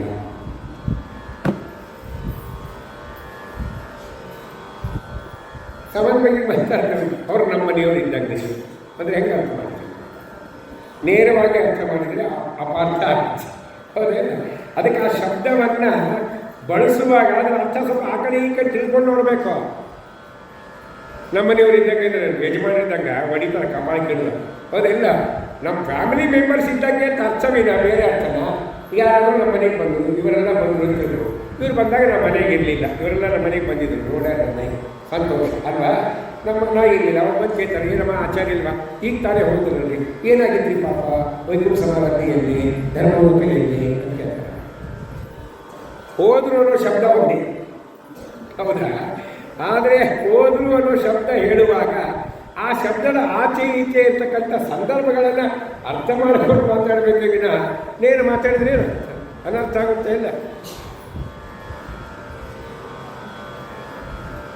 ಅದಕ್ಕೆ ದಾಸರಾಯರು ಹೇಳಿದ್ದು, ಅಂಥ ಮಗನನ್ನು ಕೊಡ್ತೀರಾ, ಕೊಟ್ಟರು ಮಹಾನುಭಾವ, ಅವರೇ ಹನುಮಂತ ದೇವರು. ಇದೆಲ್ಲ ಕಪಿ ಹೇಳ್ತಾನೆ, ಆಂಜನೇಯ ಹೇಳಿದ. ಸರಿ, ನಾನು ದೊಡ್ಡವನಾದ ಮೇಲೆ ಏನು ಮಾಡಿದೆ ಗೊತ್ತಾ? ವಾನರೆಲ್ಲ ಸೇರಿ ಸೂರ್ಯಪುತ್ರರಾಗಿರ್ತಕ್ಕಂಥ ಸುಗ್ರೀವ ಮತ್ತು ವಾಲಿ ಇಬ್ಬರು, ಇಂದ್ರದೇವರ ಅವತಾರ ಆಗಿರ್ತಕ್ಕಂಥ ವಾಲಿ, ಸೂರ್ಯನ ಅವತಾರ ಸುಗ್ರೀವ, ಇಬ್ಬರು ಒಟ್ಟಿಗೆ ಇದ್ರು. ಮೊದಲು ಯಾವುದೋ ಒಂದು ಭಿನ್ನಾಭಿಪ್ರಾಯ ಬಂತು ಇಬ್ಬರ ಮಧ್ಯದಲ್ಲಿ, ತಪ್ಪು ತಿಳಿದುಕೊಳ್ಳಿಕ್ಕೆ ಆಯಿತು. ಅವಾಗೇನಾಯಿತು ಅಂದರೆ, ವಾಲಿ ಏನು ಮಾಡಿದ, ಆ ಕಿಷ್ಕಿಂಧ ರಾಜ್ಯವನ್ನು ತಾನು ಪಡೆದ, ಸುಗ್ರೀವನ ಹೆಂಡತಿಯನ್ನು ತಾನು ಉಪಭೋಗ ಮಾಡ್ತಾ ಇದ್ದ. ನಾನೇನು ಮಾಡಿದೆ ಗೊತ್ತಾ? ಸುಗ್ರೀವನ ಜೊತೆಗೆ ನಾನು ಇದ್ದೆ. ಆ ವಾಲಿ ಸುಗ್ರೀವ ಮೊದಲು ಹೆಂಗಿದ್ರು ಅಂದರೆ, ಒಂದು ಎಕ್ಸಾಂಪಲ್ ಕೊಡ್ತಾರೆ. ಬೆಂಕಿ ಗಾಳಿ ಹೆಂಗಿತ್ತು, ಒಟ್ಟಿಗೆ ಇದ್ರು ಅವರು. ಬೆಂಕಿ ಗಾಳಿ ಇದ್ದರೆ, ಗಾಳಿ ಸೇರಿದರೆ ಬೆಂಕಿಯೊಂದಿಗೆ ಬೆಂಕಿ ಚೆನ್ನಾಗಿ ಉರಿತು, ಕ್ಲೋಸ್ ಫ್ರೆಂಡ್ಶಿಪ್ ಆಗಿತ್ತು. ಆಮೇಲೆ ಅದೇನಾಯ್ತದೋ, ಸ್ವಲ್ಪ ವೈರತ್ವ ಬಂತು, ಭಿನ್ನಾಭಿಪ್ರಾಯ ಬಂತು. ಆವಾಗ ವಾಲಿ ಬೇರೆ ಆದ, ಸುಗ್ರೀವ ಬೇರೆ ಆದ, ಪರಸ್ಪರ ವಿರೋಧ ಬೆಳೀತು. ಆವಾಗ ನಾನೇನು ಮಾಡಿದೆ ಅಂದರೆ, ಸುಗ್ರೀವನ ಜೊತೆಗೆ ನಾನು ಇದ್ದೆ. ಸುಗ್ರೀವ ಋಷಿಮುಖ ಪರ್ವತದಲ್ಲಿ ಇದ್ದ, ಯಾಕಂದರೆ ಅಲ್ಲಿ ವಾಲಿ ಬರೋಂಗಿಲ್ಲ. ಯಾಕೆ? ಅಲ್ಲಿ ಮತಂಗ ಋಷಿಗಳ ಒಂದು ಶಾಪ ಇದೆ ವಾಲಿಗೆ. ಯಾಕೆ? ದುಂದುಬಿ ಅಂತಕ್ಕಂತಹ ರಾಕ್ಷಸನನ್ನು ಸಂಹಾರ ಮಾಡಿ ಅವನ ದೇಹವನ್ನು ದೂರಕ್ಕೆ ಎಸೆಯುವಾಗ ಆ ದೇಹವನ್ನು ಮತಂಗ ಋಷಿಗಳ ಆಶ್ರಮ ಪ್ರದೇಶದಲ್ಲಿ ಬಿಟ್ಟು ತಕ್ಷಣ ಅವರು ಶಾಪ ಕೊಟ್ಟರು ಮತಂಗ ಋಷಿಗಳು. ಈ ಕೆಲಸ ಯಾರು ಮಾಡಿದ್ದಾರೆ, ಆ ವ್ಯಕ್ತಿ ನನ್ನ ಆಶ್ರಮದ ಪ್ರದೇಶದೊಳಗೆ ಬಂದರೆ ಸಾಯಿಲಿ ಅಂತ ಶಾಪ ಕೊಟ್ಟರು. ಈ ವಿಷಯ ಗೊತ್ತಿದ್ಯಾರಿಗೆ? ಸುಗ್ರೀವನಿಗೆ. ವಾಲಿ ನನಗೇನು ಮಾಡಬಾರ್ದು, ಬರಬಾರ್ದು ಅಂತಾದರೆ ಇಲ್ಲಿ ಬಂದು ನೆಲೆಸಬೇಕು ಅಂತ ಅಲ್ಲಿ ನೆಲೆಸಿದ್ದ. ಅದಕ್ಕೆ ಋಷಿಮುಖ ಪರ್ವತದಲ್ಲಿ ಸುಗ್ರೀವ ನನ್ನೊಡನೆ ವಾಸ ಮಾಡಿಕೊಂಡಿದ್ದ. ಮುಂದೇನಾಯಿತು ಅಂದರೆ, ದಶರಥನ ಮಗ ರಾಮ ಅನ್ನುವನು ಬಹಳ ಬಲಶಾಲಿ, ಮನುಷ್ಯ ರೂಪದಲ್ಲಿದ್ದ ವಿಷ್ಣುವಿನ ಅವತಾರ ಅದು ಅಂತ ಹೇಳಿದ್ದಾರೆ. ಭೂಮಿಯನ್ನು ಅಲದಾಡ್ತಾ ಬಂದ. ಯಾಕೆ? ಪಿತೃವಾಕ್ಯ ಪರಿಪಾಲನೆ ಮಾಡುವುದಕ್ಕೋಸ್ಕರವಾಗಿ.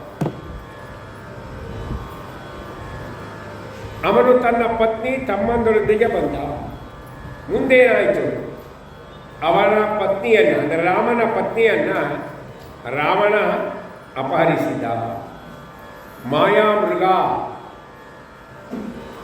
ಮಾಡಿ ಅದು ಸೀತೆಗೆ ಮೋಹ ಬರುವಂತೆ ಓಡಾಡಿತು. ಅದನ್ನು ಸೀತೆ ಬಯಸಿದಾಗ ರಾಮ ತರಲಿ ಕೊಟ್ಟುಬಿಟ್ಟ. ಅವಾಗ ರಾಮನ ಬಂದು ಸೀತೆಯನ್ನು ಅಪಹಾರ ಮಾಡಿದ. ನಮಗೆ ಈ ರಾಮಾಯಣ ಕೇಳುವಾಗ ಎನಿಸುತ್ತೆ ಗೊತ್ತಾ, ಸೀತೆ ಸಾಮಾನ್ಯ ಸ್ತ್ರೀಯರಂತೆ ವರ್ತನೆ ಮಾಡಿಲ್ಲ ಅಂತ. ಹೌದಾ? ಈಗ ಈಗಿನವರು ಮೋಹಿಸುವಂತೆ ಮೋಹಿಸಿಲ್ಲ. ಸಾಕ್ಷಾತ್ ರಮಾ ಅವತಾರ ಸೀತಾದೇವಿ. ಹೌದಾ? ರಮಾದೇವಿಗೆ ಎಂಥವರು? ರಮಾದೇವಿ ಅಪ್ರಾಕೃತವಾದ ಶರೀರವುಳ್ಳವರು, ದೇಹನಾಶ ಇಲ್ಲ, ಶಶ್ವದೇಕ ಪ್ರಕಾರವಾಗಿ ನಾರಾಯಣ ಜೊತೆಗಿರುವರು, ನಿತ್ಯಾವಿಯೋಗಿನಿಯರು. ಒಂದು ಕ್ಷಣ ಭಗವಂತನನ್ನು ಬಿಟ್ಟು ರಮಾದೇವಿ ಬೇರೆ ಇರುವುದಿಲ್ಲ.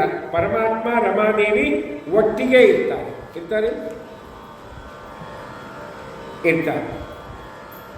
ಅದಕ್ಕೆ ಯಾವಾಗಲೂ ಲಕ್ಷ್ಮಿಯನ್ನೇ ಪೂಜೆ ಮಾಡಬಾರದು. ಲಕ್ಷ್ಮಿಯ ಜೊತೆಗೆ ನಾರಾಯಣನನ್ನು ಪೂಜೆ ಮಾಡಬೇಕು. ಯಾರು ಲಕ್ಷ್ಮಿ ಒಬ್ಬಳನ್ನೇ ಪೂಜೆ ಮಾಡ್ತಾರೋ ಅವರಿಗೆ ಅನೇಕವಾದ ಅನರ್ಥಗಳನ್ನು ಶಾಸ್ತ್ರ ಹೇಳಿದೆ. ಯಾವಾಗಲೂ ಒಟ್ಟಿಗೆ ಇರುವುದು. ಸಾಮಾನ್ಯ ಸ್ತ್ರೀಯಂತೆ ಸೀತೆ ಬಯಸಿಲ್ಲ ಅಂದರೆ ಇಲ್ಲ.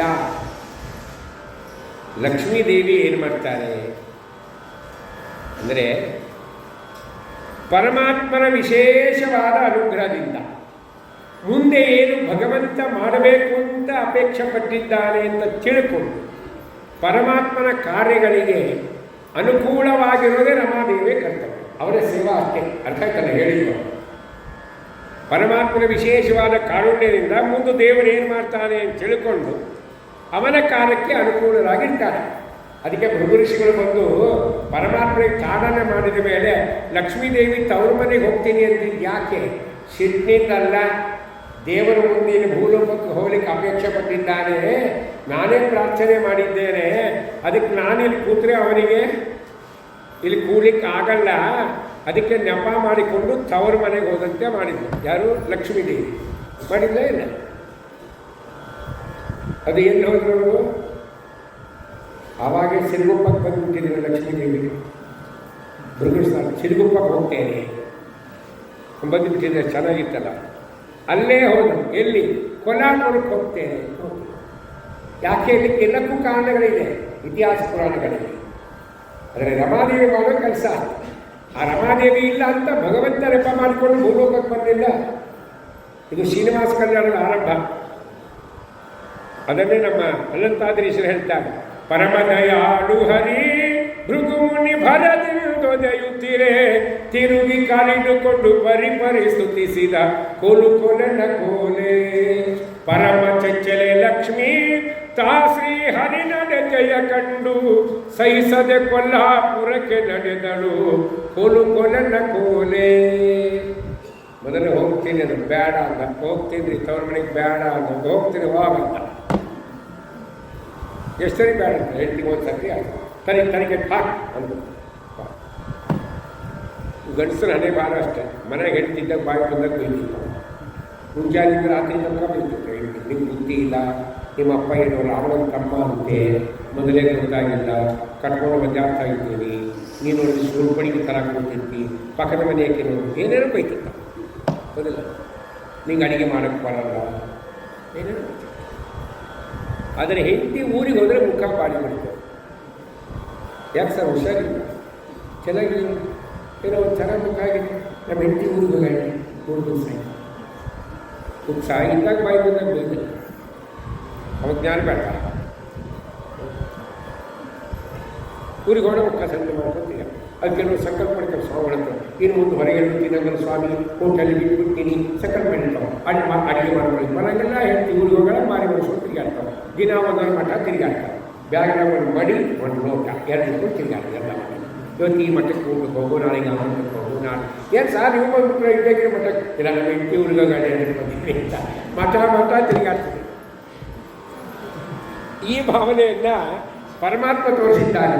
ಸಿರಿಯಿಲ್ಲದೆ ತಾನು ಒಬ್ಬನೇ ಇರಲಾರನು ಎಂದು ವೈಕುಂಠವ ಬಿಟ್ಟು ಧರೆಗಿಳಿದನು ಕೊಲನ ಕೋಲೆ. ಸಿರಿಯಿಲ್ಲದೆ ತಾನು ಅಯ್ಯೋ ಏನೋ ಲಕ್ಷ್ಮೀದೇವಿನ ಕಳಿಸ್ಬಿಟ್ರೆ, ಅಯ್ಯೋ ಬ್ಯಾಸರಿಕಪ್ಪ, ಅವಳಿಲ್ಲಾಂದ್ರೆ ನಾನು ಊರು ಬಿಡ್ತಿದ್ದೆ ಅಂತ ಅಲ್ಲಿಂದ ಮೇಲಿಂದ ಕೆಳಗೆ ಬಂದ ಅಂತ ಕೆಳಗೆ ಬಂದೆ. ರಮಾನಾರಾಯಣ ನಾಟಕ ಅದು, ರಮಾದೇವಿ ಮಾಡೋದು. ಇಲ್ಲಿ ಕೂಡ ಅಷ್ಟೇ. ಅದನ್ನೇ ದಾಸರಾಯರು ಲಕ್ಷ್ಮೀದೇವಿನ ಸ್ತೋತ್ರ ಮಾಡ್ತಾ ಈ ಮಹತ್ವದ ವಿಚಾರ ಹೇಳ್ತಾರೆ. ಏನು ಹೇಳ್ಯಾರ ಲಕ್ಷ್ಮೀದೇವಿ ಆಡಿದಾಗ? ಅಪಾರ ಮಹಿಮನ ವ್ಯಾಪಾರಗಳ ತಿಳಿದು ಕಾಪಾಡುವೆ ಜಗವ. ಅಪಾರ ಮಹಿಮನ ವ್ಯಾಪಾರಗಳ ತಿಳಿದು ಕಾಪಾಡುವೆ ಜಗವ.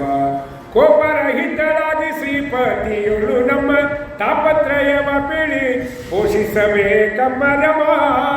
ಸಮುದ್ರನ ಕುಮಾರಿ ನಿನ್ನ ಸರಿ ಸಮಾನರಾರಮ್ಮ. ಭಾಗ್ಯಪಲ್ಲಿ ಶೇಷದಾಸರು ರಮಾದೇವಿನ ಕೊಂಡಾಟ ಸುಂದರವಾದ ಮಾತು. ಅಪಾರ ಮಹಿಮನ ವ್ಯಾಪಾರಗಳ ತಿಳಿದು ಕಾಪಾಡುವೆ ಜಗವ. ನೀನೇನು ಮಾಡು, ನಮ್ಮ ಮೇಲೆ ಸಿಟ್ಟು ಮಾಡಬೇಡಮ್ಮ. ಸಿಟ್ಟು ಮಾಡ್ಕೊಂಡು ನಮ್ಮ ರಕ್ಷಣೆ ಮಾಡೋರು ಯಾರು? ಕೋಪರಹಿತಳಾಗಿ ಶ್ರೀಪತಿಯೊಳು ನಮ್ಮ ತಾಪತ್ರಯವ ಪಿಳಿ ಪೋಷಿಸಬೇಕಮ್ಮರವ. ನೀನು ನಮ್ಮ ತಾಪತ್ರಯವನ್ನು ಪರಮಾತ್ಮನಿಗೆ ಹೇಳಿ ತಾಪತ್ರಯದಿಂದ ನಮ್ಮನ್ನು ಪಾರು ಮಾಡು ತಾಯಿ. ನೀನೇ ಮಾಡಬೇಕಲ್ವ. ನಿನ್ನ ಮೇಲೆ ಭಾಳ ಪ್ರೀತಿ ಅಲ್ವ ನಮ್ಮ ಸ್ವಾಮಿ. ನಿನ್ನ ಮಾತು ಕೇಳ್ತಾರಲ್ವಾ? ಕೇಳ್ತಾರೆ. ಅದು ಹೆಂಗಂದರೆ, ಮಗ ಇಂಜಿನಿಯರ್ ಓದ್ಲಿಕ್ಕೆ ಬರ್ತಾನೆ, ಇಂಜಿನಿಯರ್ ಸೇರ್ಕೊಂಡ್ಬಿಡ್ತಾನೆ ಮಗ. ಇಂಜಿನಿಯರ್ ಸೇರ್ಕೊಂಡು ಒಂದು ತಿಂಗಳಾದ ತಕ್ಷಣ ಆ ಮಗ ಅವ್ರ ಅಪ್ಪನ ಹತ್ರ ಹೋಗಿ ಕೇಳ್ತಾನೆ, ಅಪ್ಪ ನನಗೊಂದು ಗಾಡಿ ಕೊಡಿಸು, ಬೈಕ್. ಅವರ ಅಪ್ಪ ಬಾಯಿ ಹೋಗಿ ಬೈಕ್ಬೇಕು. ಆ ಮಗನೇ ಕಷ್ಟ ಇಷ್ಟಪಟ್ಟು ಗೊತ್ತಾ, ನಾನು ಈ ಸ್ಟೇಜಿಗೆ ಬರಬೇಕಾದ್ರೆ ಈ ಊರಿಗೆ ಬಂದಾಗ ನಾನು ನಡ್ಕೊಂಡು ತಿರುಗಾಡಿದ್ದೀನಿ, GTS ಬಸ್ಸಿಗೆ ಓಡಾಡಿದ್ದೀನಿ. ಮಗನೇ ಬೈಕ್ ಬೇಕಪ್ಪ, ಬಾಯಿ ಮುಚ್ಕೊಂಡು ಪಾಸ್ ಕೊಡಿಸ್ತೀನಿ ಅವ್ರು ಬಸ್ನಾಗ ಅಂತ. ಇನ್ನೇನಾದರೂ ಬೈಕ್ ಅಂದರೆ ಕಣ್ಣು ಗೊತ್ತಾ ಅಂತ. ಅವಾಗ ಆ ಹುಡುಗ ಸಣ್ಣ ಮುಖ ಮಾಡಿಕೊಂಡು ಅವ್ರ ಅಪ್ಪನ ರೂಮ್ ಬಿಟ್ಟು ಹೊರಗೆ ಬರುವಾಗ ತಾಯಿ ನೋಡ್ತಾಳೆ. ಗೋಪಾಲ ಬಾಯಲ್ಲಿ ಯಾಕೆ ಏನಾಯಿತು? ನಿಮ್ಮ ಅಪ್ಪ ಯಾಕೋ ಒದರಾಡ್ತಿದ್ರು, ಯಾಕೋ ಏನಾಯ್ತಾ? ಅಮ್ಮ ಬೈಕ್ ಕೇಳಿದೆ ಒದರಾಡಿದ್ರು. ಹೌದಾ? ಹೌದು, ನೋಡಮ್ಮ ನೀನೇ ಏನಾದರೂ ಸ್ವಲ್ಪ ಹೆಲ್ಪ್ ಮಾಡು ಅಂತ ಮಗು ತಾಯಿ ಹೇಳಿದಾಗ ತಾಯಿ ಅಂತಾಳೆ, ಒಂದು 4 ದಿವಸ ಬಾಯಿ ಮುಚ್ಕೊಂಡು ಕೆಂಪಗೆ ಬಿಟ್ಟಿದ್ದೀನಿ, ನಾನು ನೋಡ್ಕೊತೀನಿ, ಅಲ್ಲಿ ತನಕ ಬಾಯ್ತಿದ್ದೀನಲ್ಲ ಅಂತ. ಆವಾಗ ಹಿಂಗೆ ಒಂದು 2-3 ದಿವಸ ಆದಮೇಲೆ ಯಜಮಾನನ ಮೂಡು ನೋಡಿ ಮಾತಾಡ್ತಾಳೆ, ಅಲ್ರಿ ನಮ್ಮ ಗೋವಿಂದಿಗೆ ಯಾಕೆ ಬಿಟ್ಟಿದ್ರಿ ಮನೆ ಅಂತ ಕೇಳಿದ್ರು. ಬೈಕ್ ಬೇಕಂತ ಮಗನಿಗೆ, ನಾ ಎಷ್ಟು ಕಟ್ಟಬಟ್ಟೇನು ಗೊತ್ತಿಲ್ಲ, ನಿನಗೂ ಹೇಳಿದೆ, ನೀನು ಕಟ್ಟಬಟ್ಟೆಯಲ್ಲಿ ಬಂದಾಗ ಬೈಕ್ ಬೇಕಂತ ಮಗನಿಗೆ ಬಸ್ನಾಗ ಹೋಗಲಿ, ಏನಾಗ್ಯದ ದಾಡಿ ಅಂತಿದ್ದು ಬೈಕ್. ಆವಾಗ ತಾಯಿ ಇದ್ದವಳಂತ, ಆ ಕೂಸು ತನಗಾಗಿ ಬೈಕ್ ಕೇಳ್ತಾ ಇದ್ವಿ. ಮತ್ತು ಯಾರಿಗೆ ಕೇಳ್ತಾನ? ಅವನ ಫ್ರೆಂಡ್ಸ್ ಎಲ್ಲ ಗಾಡಿ ಮೇಲೆ ಬರ್ತಾರಂತ ಕಾಲೇಜ್ಗೆ. ದಿನ ಕೇಳ್ತಾನೆ, ನಿಮ್ಮಪ್ಪ ಅಷ್ಟು ದೊಡ್ಡ ಪೋಸ್ಟ್ನಾಗಿದ್ದಾನೆ, ನಿನಗೊಂದು ಗಾಡಿ ಕೊಡಿಸಿಲ್ಲೇನೋ ಅಂತ ದಿನ ಕೇಳ್ತಾನೆ. ನಿಮ್ಮ ಮರ್ಯಾದೆ ಹೋಗಬಾರ್ದು ಅಂತ ಕೇಳಿದ ಕೂಸು. ಹೌದಾ, ನಾಳೆಗೆ ತೊಗೊಳ್ಳಿ ಅಂತ ನಮ್ಮನ್ನ ಹೇಳಿದ್ವಿ. ಉಳ್ಕೊಂಡಿದ್ದೆ ಸ್ವಲ್ಪ ವಿಚಾರ ಮಾಡಿ. ನಮಗೆ ಶಾಂಕ್ಷನ್ ಆಗಿದ್ದು ಯಾರ ರೆಕಮೆಂಡೇಷನಿಂದ? ಅಮ್ಮನ ರೆಕಮೆಂಡೇಷನಿಂದ. ಹಾಗೆ ನಮಗೆ ಈ ಸಂಸಾರ ಅಂತಕ್ಕಂಥ ಬಂಧನ ಮೋಚನ ಆಗಬೇಕಾದ್ರೆ ಯಾರ ರೆಕಮೆಂಡೇಷನ್ ಮಾಡಬೇಕು? ಲಕ್ಷ್ಮೀದೇವಿ ಮಾಡಬೇಕು. ಅದನ್ನೇ ದಾಸರ ಕೋಪರಹಿತಳಾಗಿ ಶ್ರೀಪತಿಯೊಳು ನಮ್ಮ ತಾಪತ್ರಯವ ಪೇಳಿ ಪೋಷಿಸಬೇಕಮ್ಮರಮ. ಸಮುದ್ರದ ಕುಮಾರಿ ನಿನ್ನ ಸರಿ ಸಮಾನರಾರಮ್ಮ. ಇನ್ನೊಂದು ಮಾತು ಹೇಳ್ತಾರೆ, ಏನು ಗೊತ್ತಾ? ನಮಗೆ ತಾಪತ್ರಯ ಹೋಗ್ಬೇಕಾದ್ರೆ ರಮಾದೇವಿ ರೆಕಮೆಂಡೇಶನ್ ಮಾಡಬೇಕು ಒಂದು. ಇನ್ನೊಂದು ರಮಾದೇವಿಯ ಗುಣ ಏನು ಗೊತ್ತಾ? ದೇವರ ಹತ್ರ ಕಳಿಸುವವಳು ರಮಾದೇವಿನಿ, ಅವರೇ ಕಳಿಸ್ಬೇಕು ನಮಗೆ. ಅದು ಹೆಂಗೆ ಹೇಳ್ತೀರಿ ಅಂದರೆ, ಈಗ ಮಡಿ ಮಾಡೋರು ಮಕ್ಕಳು ತಿಂತಾವ, ಮಡಿ ಮಾಡೋರು ಮಕ್ಕಳು, ಹೌದಾ? ಸುಮ್ಮನೆ ಆಚಾರ ಮಗ ಅಂತ ಇಟ್ಕೊಂಡು ಸುಮ್ಮನೆ ದೃಷ್ಟಾಂತ ಎಕ್ಸಾಂಪಲ್. ಆ ಕೂಸು 1-1.5 ವರ್ಷ ಕೂಸಿರ್ತದೆ, ಕಣ್ಣು ಕೂಸು. ಅವರ ಅಪ್ಪ ದೇವ್ರ ಪೂಜೆ ಮಾಡ್ಕೊಂಡು ಕೂತಿರ್ತಾರೆ ಮುಂಜಾನೆ. ಅದು ಎದ್ದು ಕೂಡಲೇ ಹಠ ತೆಗೆದ್ಬಿಡ್ತಾನೆ, ನಾನು ಅಪ್ಪನ ಹತ್ರ ಹೋಗ್ತೇನೆ, ಅಪ್ಪನ ಹತ್ರ ಹೋಗ್ತೇನೆ, ಹಠ ತೆಗೆದು ಮಗು. ಅವಾಗ ಅವ್ರ ಅಮ್ಮ ರಮಿಸ್ತಾಳೆ, ಸ್ವಲ್ಪ ತಡಿಯಪ್ಪ, ಇನ್ನೊಂದು ಅರ್ಧ ತಾಸು ಪೂಜೆ ಮಾಡ್ಕೊಂಡು ಬಂದು ಎತ್ಕೊತಾರಪ್ಪ ಅಂತ. ಅದು ಏನು ಅದನ್ನು ಕೇಳಲ್ಲ, ಗೊಳೋ ಅಂತ ಅನ್ತಾರೆ. ತಾಯಿ ಏನು ಮಾಡ್ತಾರೆ? ನಿಮ್ಮ ಅಪ್ಪನ ಹತ್ರ ಹೋಗ್ತಾರೆ ಬಾಯ್ ಅಂತೇಳಿ ಹತ್ರ ಕರೆದು ಅದಕ್ಕೆ ಅಂಗಿ ಚಡ್ಡಿ ತೆಗೆದು ಕಳಿಸ್ಬಿಟ್ಟು ಹಾಗೆ ನಿಮ್ಮ ಅದು ಹೋಗಿ ಅವರಮ್ಮ ಅಪ್ಪನ ಹತ್ರ ಅಪ್ಪ ಅಂತ ಕೊಳ್ಳಿಗೆ ಬಿಡ್ತಾರೆ, ಹೌದಾ? ಹಾಗಾದರೆ ಆ ಮಗುವಿಗೆ ಅಪ್ಪನ ಹತ್ರ ಅವಳಿಗೆ ಯಾವುದು ಬಂಧನ ಇತ್ತು? ಅಂಗಿ ಚಡ್ಡಿ. ಅದನ್ನು ಕಳಿಸಿದವರು ಯಾರು? ಅಮ್ಮ. ಹೌದಾ? ಹಾಗೆ ನಾವು ದೇವರ ಹತ್ರ ಹೋಗ್ಬೇಕಾದ್ರೆ ನಮಗೊಂದು ಅಂಗಿ ಅಡ್ಡಾಗಿದೆ. ಅದು ಯಾವುದದು? ಅದೇ ಲಿಂಗ ಶರೀರ. ಅದನ್ನು ಕಳಿಸೋರು ಯಾರು? ರಮಾದೇವಿ ಮಹಾನುಭಾವರು. ಲಿಂಗ ಶರೀರ ಕಳಚಿ ದೇವರ ಹತ್ರ ಕಳಿಸ್ತಾಳೆ ಮಹಾನುಭಾವರು. ಅದಕ್ಕೆ ರಮಾದೇವಿ ಪ್ರಾರ್ಥನೆ ಮಾಡಬೇಕು. ಲಕ್ಷ್ಮೀದೇವಿಯನ್ನು ಹಂಗ ಸ್ತೋತ್ರ ಮಾಡಬೇಕು. ಕೆಲವು ಶುಕ್ರವಾರ ಬಂದ್ಕೊಳ್ಳೆ ಭಾಗ್ಯಾದ ಲಕ್ಷ್ಮೀ ಬಾರಮ್ಮ ಪುಟಾಣಿ ಹಾಕೋ, ಸ್ವಲ್ಪ ಜಾಸ್ತಿ ಸಕ್ಕರೆ ಹಾಕೋ, ನಮ್ಮಮ್ಮ ನೀ ಸೌಭಾಗ್ಯ ಅಂಥೇಳಿ ಹಾಡಾಡಿ ಲಕ್ಷ್ಮೀ ಶೋಭಾನ ಹೇಳಿ ಒಂದು ಮಾಲಿ ಹಾಕಿ ಒಂದು ಮಂಗಾರತಿ ಮಾಡಿ ಪುಟಾಣಿ ಸಕ್ಕರೆ ಬಾರಿಸ್ತೇವೆ. ಹೌದಾ? ಶ್ರಾವಣ ಮಾಸದಲ್ಲಿ ಕೋಸಂಬರಿ ಪಾನಕ ಮಾಡಿ ನಾವೆಲ್ಲ ರಮಾದೇವಿಯಿಂದ ಈ ರೀತಿಯಾಗಿ ಚಿಂತನೆ ಮಾಡಬೇಕು. ನಿತ್ಯ ಮುಕ್ತಳೆ ನಿರ್ವಿಕಾರಳೆ ನಿತ್ಯ ಸುಖ ಸಂಪೂರ್ಣೆ ನಿತ್ಯಾನಿತ್ಯ ಜಗದಾಧಾರೆ ಮುಕ್ತ ಮುಕ್ತಗಣ ವಿರುತೆ ಚಿತ್ತೈಸು ಭಿನ್ನಪವ ಶ್ರೀ ಪುರುಷೋತ್ತಮನ ಮಕ್ಷೋ ನಿವಾಸಿನಿ ಭೃತ್ಯವತ್ಸಲೆ ಕಾಯೆ ಶ್ರೀ ಜಗನ್ಮಾತೆ ವಿಖ್ಯಾತೆ. ಹೆಂಗೆ ರಮಾದೇವಿ ಪರಮಾತ್ಮನ ಮನಸ್ಸು ಅರಿತು ಕೊಲ್ಲಾಪುರಕ್ಕೊಂಡು, ಅದೇ ರಮಾದೇವಿ ಅವತಾರವಾಗಿರ್ತಕ್ಕಂಥ ಸೀತೆ ದೇವಿ ಕೂಡ ಮಾಯಾಮೃಗವನ್ನು ಬಯಸಿದ್ದು. ಯಾಕೆ? ಮುಂದೆ ಪರಮಾತ್ಮ ಏನನ್ನು ಬಯಸಿದ್ದಾನೆ? ಅನೇಕ ಭಕ್ತರಿಗೆ ಅನುಗ್ರಹ ಮಾಡಬೇಕು, ದೈತ್ಯರ ಸಂಹಾರ ಆಗಬೇಕು. ಇದೇ ಕಾರಣದಿಂದ ರಾವಣಾದಿ ದುಷ್ಟರಾದ ದೈತ್ಯರು ವಧೆಯಾಗಬೇಕು ಅಂಥೇಳಿ ಸೀತಾದೇವಿ ಕೂಡ ಮಾಯಾಮೃಗವನ್ನು ಬಯಸಿದ್ದು. ಅದನ್ನು ಹನುಮಂತೇವರು ಹೇಳ್ತಾ ಇದ್ದಾರೆ. ಅದನ್ನು ಬಯಸಿದ್ದಾಳೆ. ಅದನ್ನು ತರಲಿಕ್ಕೆ ಹೋದಾಗ ಸೀತೆಯನ್ನು ರಾವಣ ಅಪಹಾರ ಮಾಡಿದ. ರಾಮದೇವರು ಪತ್ನಿಯನ್ನು ಕಳಕೊಂಡು ಹುಡುಕ್ತಾ ಬಂದರು. ಅವರು ಹೇಳ್ತಾರೆ, ಪತ್ನಿಯನ್ನು ಕಳ್ಕೊಂಡಂಥ ರಾಮದೇವರು ಅಳತಾ ಬಂದರು.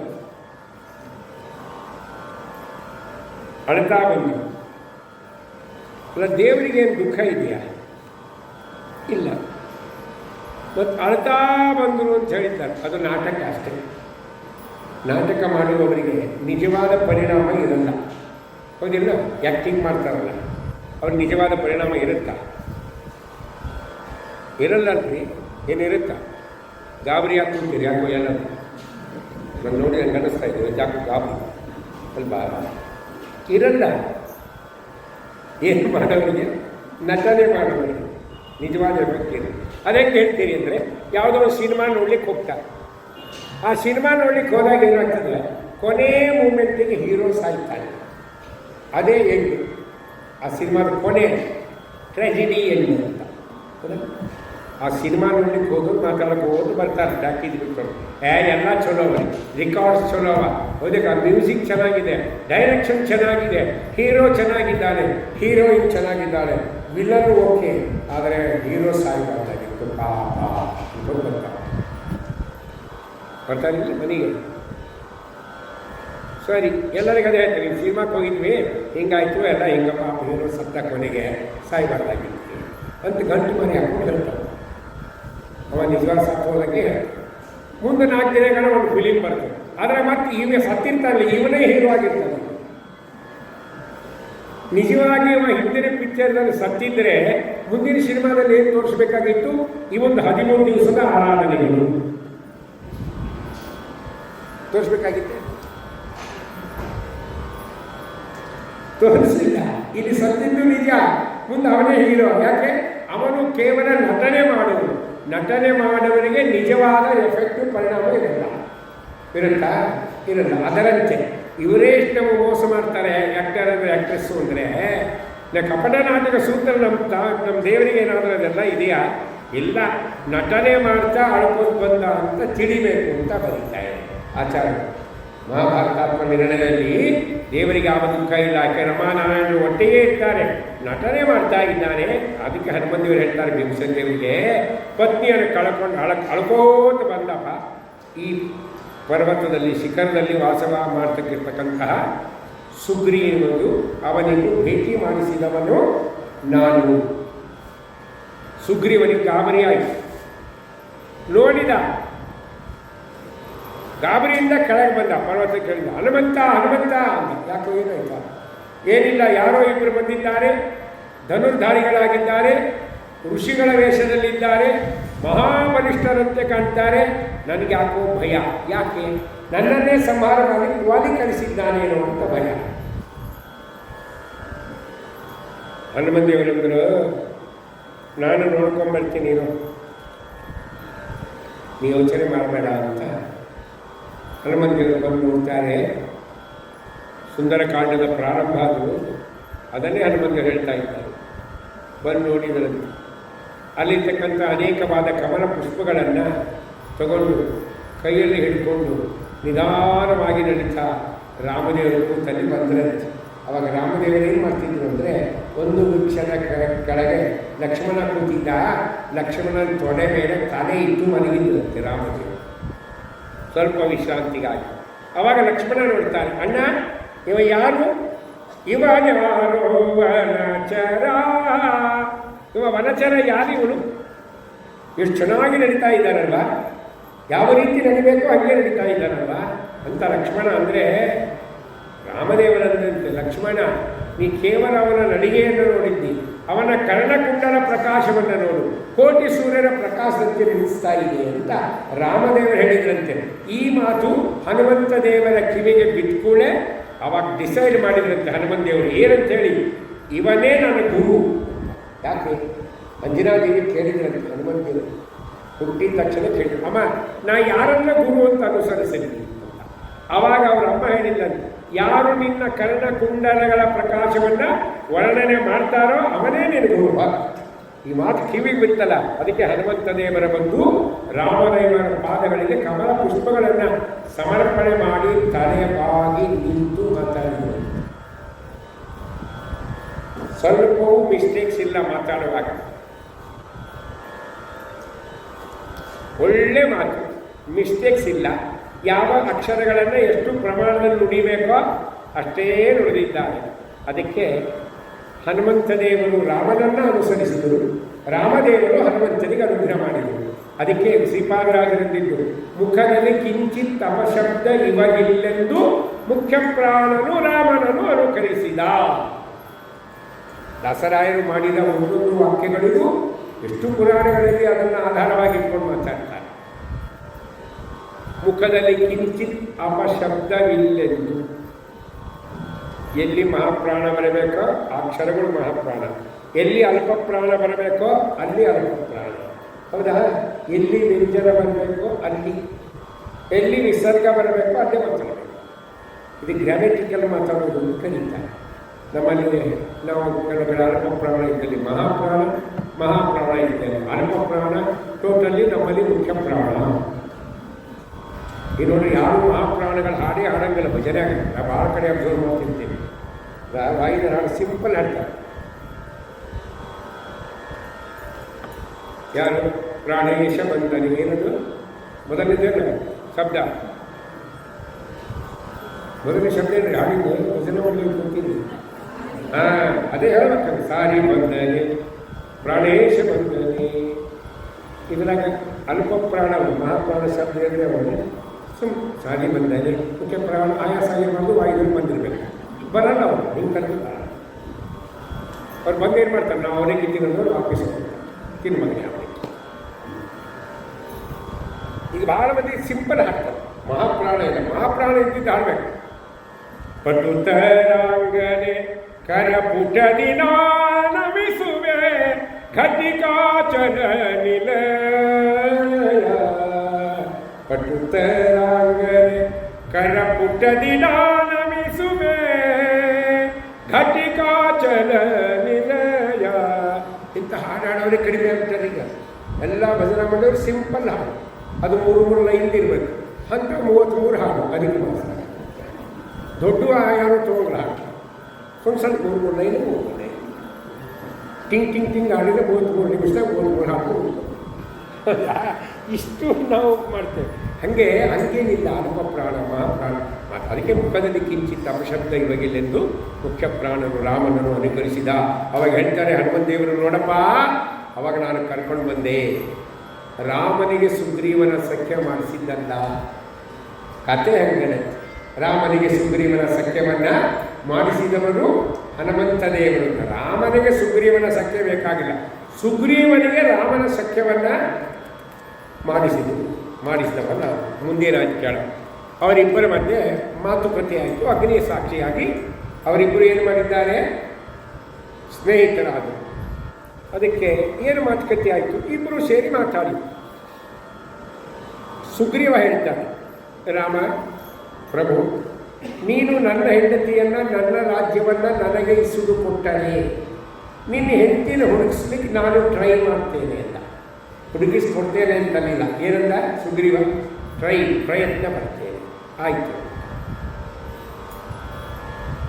ಆವಾಗ ರಾಯರು ಭಾಳ ವಿಚಿತ್ರವಾಗಿ ಒಂದು ಮಾತು ಬರೀತಾರೆ.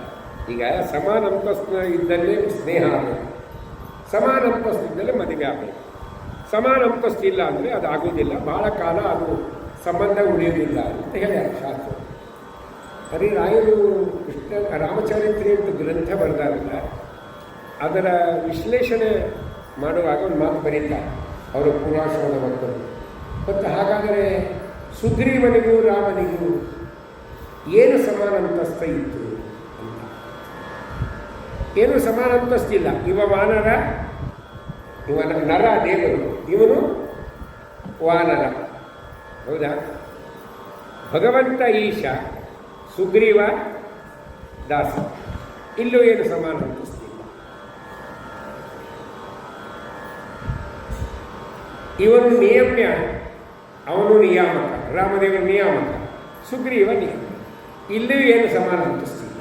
ಹಾಗಾದರೆ ಯಾವ ಬೇಸ್ಮೆಂಟ್ ಮೇಲೆ ಫ್ರೆಂಡ್ಶಿಪ್ ಆಯಿತು ಅಂದರೆ, ರಾಯರ ಏನು ಉದ್ದೇಶ ಗೊತ್ತೋ, ಒಂದು ಸಮಾನ ಬೇಸ್ಮೆಂಟ್ ಇತ್ತಂತ, ಒಂದು ಸಮಾನವಾದ ಅಂತಸ್ತಿತ್ತು. ಏನು, ಅವನು ಹೆಂಡತಿನ ಕಳ್ಕೊಂಡಿದ್ದ, ಇವನು ಹೆಂಡತಿನ ಕಳ್ಕೊಂಡಿದ್ದ, ಆ ಬೇಸ್ಮೆಂಟ್ ಮೇಲೆ ಸಂಬಂಧ ಆಯಿತು ಅಂತ ರಾಯರು ಸುಂದರವಾಗಿ ವಿಚಿತ್ರವಾದಂಥ ವಿಚಾರವನ್ನು ತಿಳಿಸ್ತಾರೆ. ಹಾಗೆ ಒಂದೊಂದು ಕಡೆ ಹೋದಾಗ ಬ್ರಹ್ಮಚಾರಿಗಳು ಊಟಕ್ಕೆ ಹಾಕ್ತಾರೆ ಉಪನಯನ.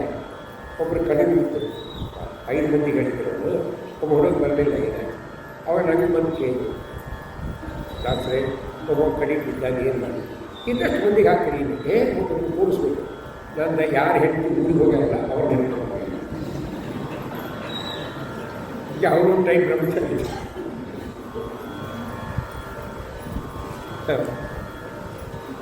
ಇದೆ ಮತ್ತು ನಾ ಹೇಳಿದಷ್ಟು ಕೇಳಿ ಬಂದಿಲ್ಲ ಮತ್ತೆ ಕೂರಿಸಿ ನನಗೆ ಇನ್ನೊಂದು. ಅದಕ್ಕೆ ಯಾರು ಹೆಂಡತಿ ಊರಿಗೆ ಹೋಗಿ ಕಂಡು ಅವು ಥರ ಬ್ರಹ್ಮಚಾರಿ ಇದ್ದಂಗೆ ಕೂರಿಸಿಕೊಟ್ಟು ಹಿಂಗೆ ಯಾವುದೋ ಸಮಾನ ಬೇಸ್ಮೆಂಟ್ ಹುಡುಕಿದ್ದಾರೆ. ಸುಂದರವಾದ ಕಲ್ಪನೆ ಅಲ್ಲ. ಹಾಗೆ ಅವರಿಬ್ಬರಿಗೆ ಸ್ನೇಹ ಆಯಿತು. ಆವಾಗ ರಾಮದೇವರು ವಾಲಿಗೆ ಹೇಳ್ತಾರೆ, ಸುಗ್ರೀವನಿಗಂತೂ ನಿಮ್ಮ ಅಣ್ಣನ ಯುದ್ಧ ಕರಿ, ನಾ ಮನೆಗೆ ನಿಂತು ಬಾಳ ಬಿಡ್ತೇನೆ, ಯೋಚನೆ ಮಾಡೋಣ. ಸರಿ, ಸುಗ್ರೀವ 2 ಟೆಸ್ಟನ್ನು ರಾಮದೇವರಿಗಿಟ್ಟರೆ ರಾಮದೇವರು 2 ಟೆಸ್ಟಲ್ಲಿ ಫಸ್ಟ್ ರ್ಯಾಂಕ್ ಲೈನ್ ಪಾಸ್ ಆದರು. ಸುಗ್ರೀವ ವಾಲಿಯನ್ನು ಯುದ್ಧಕ್ಕೆ ಕರೆದ.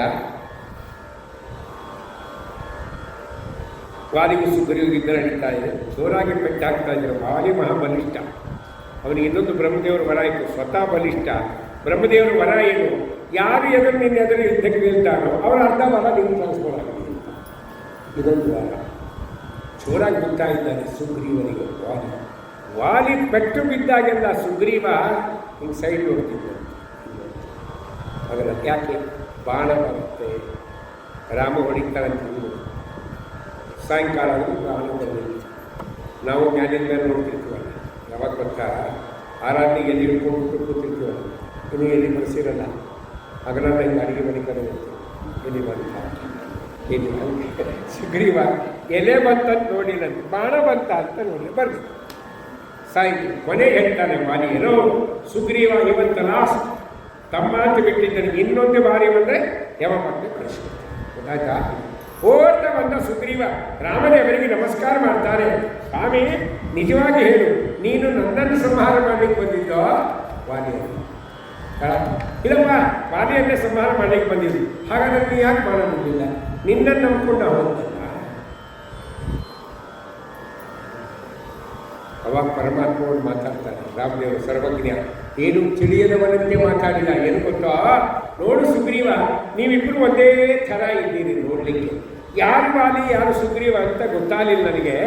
ಒಂದು ವೇಳೆ ನಾನು ಬಾಣ ಬಿಟ್ಟೆ ಅಂತ ತಿಳ್ಕೊ, ಅದು ನಿನಗೇ ಬಂದು ತಗಲಿದ್ರೆ ಮಿತ್ರ ಹತ್ತ ದೋಷ ಬರುತ್ತಾ? ಅದಕ್ಕೆ ಬಿಡಲಿಲ್ಲ. ಒಂದು ಕೆಲಸ ಮಾಡು, ನಾಳೆ ಪುನಃ ನಿಮ್ಮ ಅಣ್ಣನ ಯುದ್ಧಕ್ಕೆ. ಸುಗ್ರೀವನ್ನ ಬೇಡಪ್ಪ, ನೀನು ಹಿಂದೆ ನಾನು ಯುದ್ಧಕ್ಕೆ ಬರ್ತೇನೆ. ಯುದ್ಧಕ್ಕೆ ಯಾಕೆ? ಇವತ್ತೇ ನಾನು ಚಟ್ನಿ ಪುಡಿ ಅದಕ್ಕಾಗಿ ನಾನು ಅಣ್ಣನ ಕೈ ಸಿಕ್ಕು, ನಾಳೆ ಹೋದರೆ ಮೆಂತೆ ಇಟ್ಟಾಗಿರ್ತೀನಿ. ಅಯ್ಯೋ ಬೇಡ, ಇಲ್ಲ ಕರಿ, ನಾನು ಹೇಳ್ತೀನಿ. ಮರಿ ಭಾಳ ಬಿಡ್ತೇನೆ. ಅದರ ಒಂದು ಕೆಲಸ ಮಾಡಿ ಸುಗ್ರೀವ, ನೀನು ಯುದ್ಧಕ್ಕೆ ಹೋಗುವಾಗ ಏನಾದರೂ ಒಂದು ಗುರುತಿನ ಮಾಲೆ ಹಾಕೋ ಕೊರಳಲ್ಲಿ, ಅವಾಗ ನನಗೆ ಈಸಿ ಐಡೆಂಟಿಫಿಕೇಶನ್ ಆಗುತ್ತೆ. ಗುರುತಿನ ಮಾಲೆ ಹಾಕೊಂಡವನು ಸುಗ್ರೀವ, ಹಾಕದೇ ಇರ್ತಕ್ಕಂಥ ವ್ಯಕ್ತಿ ವಾಲಿ. ಬಾಣ ಬಿಡ್ತೇನೆ ನೋಡಿ, ದೇವರು ಸರ್ವಜ್ಞ. ಅವನಿಗಿಂತ ಇಂಥ ಜೀವಾಂತರ ಅನಂತ ಕೋಟಿ ಜೀವನ ಮೋಕ್ಷಕ್ಕೆ ಹೋದವ್ರ ಬಗ್ಗೆನೂ ದೇವರಿಗೆ ಗೊತ್ತು. ಈಗ ಹುಟ್ಟಿದವರ ಎಲ್ಲ ಜೀವನ ಯೋಗ್ಯತೆಯೂ ದೇವರಿಗೆ ಗೊತ್ತು. ಮುಂದೆ ಬರ್ತಕ್ಕಂಥ ಜೀವನ ಯೋಗ್ಯತೆಯೂ ದೇವರಿಗೆ ಗೊತ್ತು. ಅವನಿಗೆ ಗೊತ್ತಿಲ್ಲ ಅಂತಿಲ್ಲ, ಅವ ಎಲ್ಲ ಬಲ್ಲವನು ದೇವರು. ಅದಕ್ಕೆ ಅವನಿಗೆ ಸರ್ವಾಜ್ಞ, ತ್ರಿಕಾಲಜ್ಞ ಅಂತ ಕರೆದಾರಿಲ್ಲ. ಕಾಲಾಂತರ್ಗತ ಕಾಲ ನಿಯಾಮಕ ಕಾಲಾತೀತ ತ್ರಿಕಾಲಜ್ಞ, ಕಾಲ ಪ್ರವರ್ತಕ ಕಾಲ ನಿವರ್ತಕ ಕಾಲೋತ್ಪಾದಕ ಕಾಲ ಮೂರ್ತಿ ತವ ದಾಸೋಹಂ ತವ ದಾಸೋಹಂ. ತ್ರಿಕಾಲಜ್ಞ, 3 ಕಾಲವನ್ನ ಬಲ್ಲವನು ದೇವರು. ಸರಿಯಪ್ಪ ನೋಡ, ಬಾಣ ಬಿಡ್ತೀನಿ ಹೋಗ್ತೀನಿ ಇಲ್ಲ ಬಿಡ್ತೀನಿ, ಗ್ಯಾರಂಟಿ ಬಿಡ್ತೀನಿ ಮಾಡ. ಸರಿ ಮತ್ತೆ ವಾಲಿಯನ್ನ ಯುದ್ಧಕ್ಕೆ ಕರೆದ ಸುಗ್ರೀವ. ವಾಲಿ ಅಂತಾನೆ, ನನ್ನ ಹತ್ರ ಸುಗ್ರೀವ ಒಂದ್ಸರಿ ಯುದ್ಧಕ್ಕೆ ಬಂದ ಅಂದರೆ 6 ತಿಂಗಳು ಟ್ರೀಟ್ಮೆಂಟ್ ತಗೋಬೇಕು, ಬಾಡಿ ಸೇಫ್ ಆಗಲ್ಲ. ಮತ್ತೆ ಕರೀತಾನೆ ನನಗೆ ಏನೋ ಇದೆಯಲ್ಲ. ಅವಾಗ ವಾಲಿ ಹೆಂಡತಿ ತಾರಾ ಹೇಳ್ತಾಳೆ, ಸ್ವಾಮಿ ಯಾರೋ ರಾಮ ಲಕ್ಷ್ಮಣರು ಬಂದಿದ್ದಾರಂತ ಅವನಿಗೆ ಸಪೋರ್ಟ್ ನೀಡಿದ್ದು. ಹೌದಾ, ರಾಮ ಬಂದಿದ್ದಾನೆ. ಒಂದು ವೇಳೆ ರಾಮ ಬಂದಿದ್ದೇ ನಿಜವಾಗಿದ್ದರೆ ಅವನ ಪಾದಕ್ಕೆ ನಮಸ್ಕಾರ ಮಾಡಿ ನನ್ನ ರಾಜ್ಯವನ್ನು ಒಪ್ಪಿಸಿ ಅವನ ದಾಸನನ್ನಾಗಿದ್ದೇನೆ. ವಾಲಿ ಪರಮಭಕ್ತ, ತಾರತಮ್ಯದಲ್ಲೂ ವಾಲಿ ಶ್ರೇಷ್ಠ ಸುಗ್ರೀವನಿಗಿಂತ. ಈ ಹೆಣ್ಮಕ್ಕಳಿಗೆ ನಮಗೂ ಸುದ್ದಿ ಗೊತ್ತಾಗಿರ್ತಾರೆ, ಹೆಂಗೆ ಗೊತ್ತಾಗ್ತಾರೆ, ಭಾರಿ ಫಾಸ್ಟ್ ಹೋಗ್ತಾರೆ. ಅದಕ್ಕೆ ವಿಲಿಯಂ ವಾಟ್ಸನ್ ಹೇಳಿದ, ಯಾವ ವೈರ್ಲೆಸ್ಗಿಂತ ಸುಲಭವಾಗಿ ಸುದ್ದಿ ಬೇಗ ಹರಡಬೇಕು ಅಂದರೆ ಒಬ್ಬ ಹೆಣ್ಮಕ್ಕಳಿಗೆ ಏನೋ ಹೇಳಿ. ಆಚಾರ್ಯರು ಗುರುದಾಸ ಮನೆಗೆ ಯಾರೋ ಬೆಳ್ಳಿ ತಂದು ಥಾಲಿ ಕೊಟ್ಟರು. ಗುರುದಾಸ ಕೇಳಿಸ್ತಾರೆ, ಅವ್ರ ಪಕ್ಕದ ಮನೆಗೆ ಹೋಗ್ತಾರೆ, ನೀವು ಯಾರಿಗೆ ಹೇಳ್ಬೇಡಿ, ನಮ್ಮವ್ರ ಇವ್ರ ಮನೆಗೆ ಬಂದಾಗ ಒಂದು 4 ಮಂದಿ ಕಡೆ ಹಂಗೆ ಲಘು ಸುದ್ದಿ ಆಗ್ಬಿಟ್ಟು ತಾನೇ ಹೇಳ್ತಾಳೆ ಯಾರು ಬಂದು ನೋಡಿ ಇರಲಿ ಸುಗ್ರೀವ ಬರ್ತೀನ ಯುದ್ಧಕ್ಕೆ ಕರೆದ. ಯುದ್ಧದ ನೀತಿಗಳನ್ನು ಹನುಮಂತೇವರು ಹೇಳ್ತಾರೆ. ಏನದು ಯುದ್ಧದ ನೀತಿ ಅಂದರೆ, ಯುದ್ಧಕ್ಕೆ ಹೋಗಬೇಕಾದ್ರೆ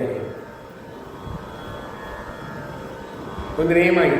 ರಾಜನಾದವರು ಯುದ್ಧಕ್ಕೆ ಹೋಗಬೇಕಾದ್ರೆ ಅವನಿಗೆ ರಕ್ಷಣಾ ಕವಚ ಹಾಕಿ, ಕಿರೀಟ ಇಟ್ಟು, ತಿಲಕವನ್ನು ಹಚ್ಚಿ ಆರತಿ ಮಾಡುವಳು ರಾಣಿ ಮಾಡಬೇಕು. ಇದು ರಾಜರ ಒಂದು ಧರ್ಮ. ಅಲ್ಲೇನೋ ತಾರ ಇದ್ದಾಳೆ, ವಾಲಿಗೆ ಮಾಡಿ. ಇಲ್ಲಿ ಯಾರು ಮಾಡಬೇಕೀಗ? ಸುಗ್ರೀವ ರಾಜ. ಇನ್ನು ಅವಳು ಇಲ್ಲಿ ರಾಣಿ ಇಲ್ಲ ಅಂದರೆ ಮಂತ್ರಿ ಮಾಡಬಹುದು ಆ ಕೆಲಸ ಅಂತ. ಇಲ್ಲಿ ಮಂತ್ರಿ ಸ್ಥಾನದಲ್ಲಿದ್ದವರು ಯಾರು? ಹನುಮಂತ ದೇವರು.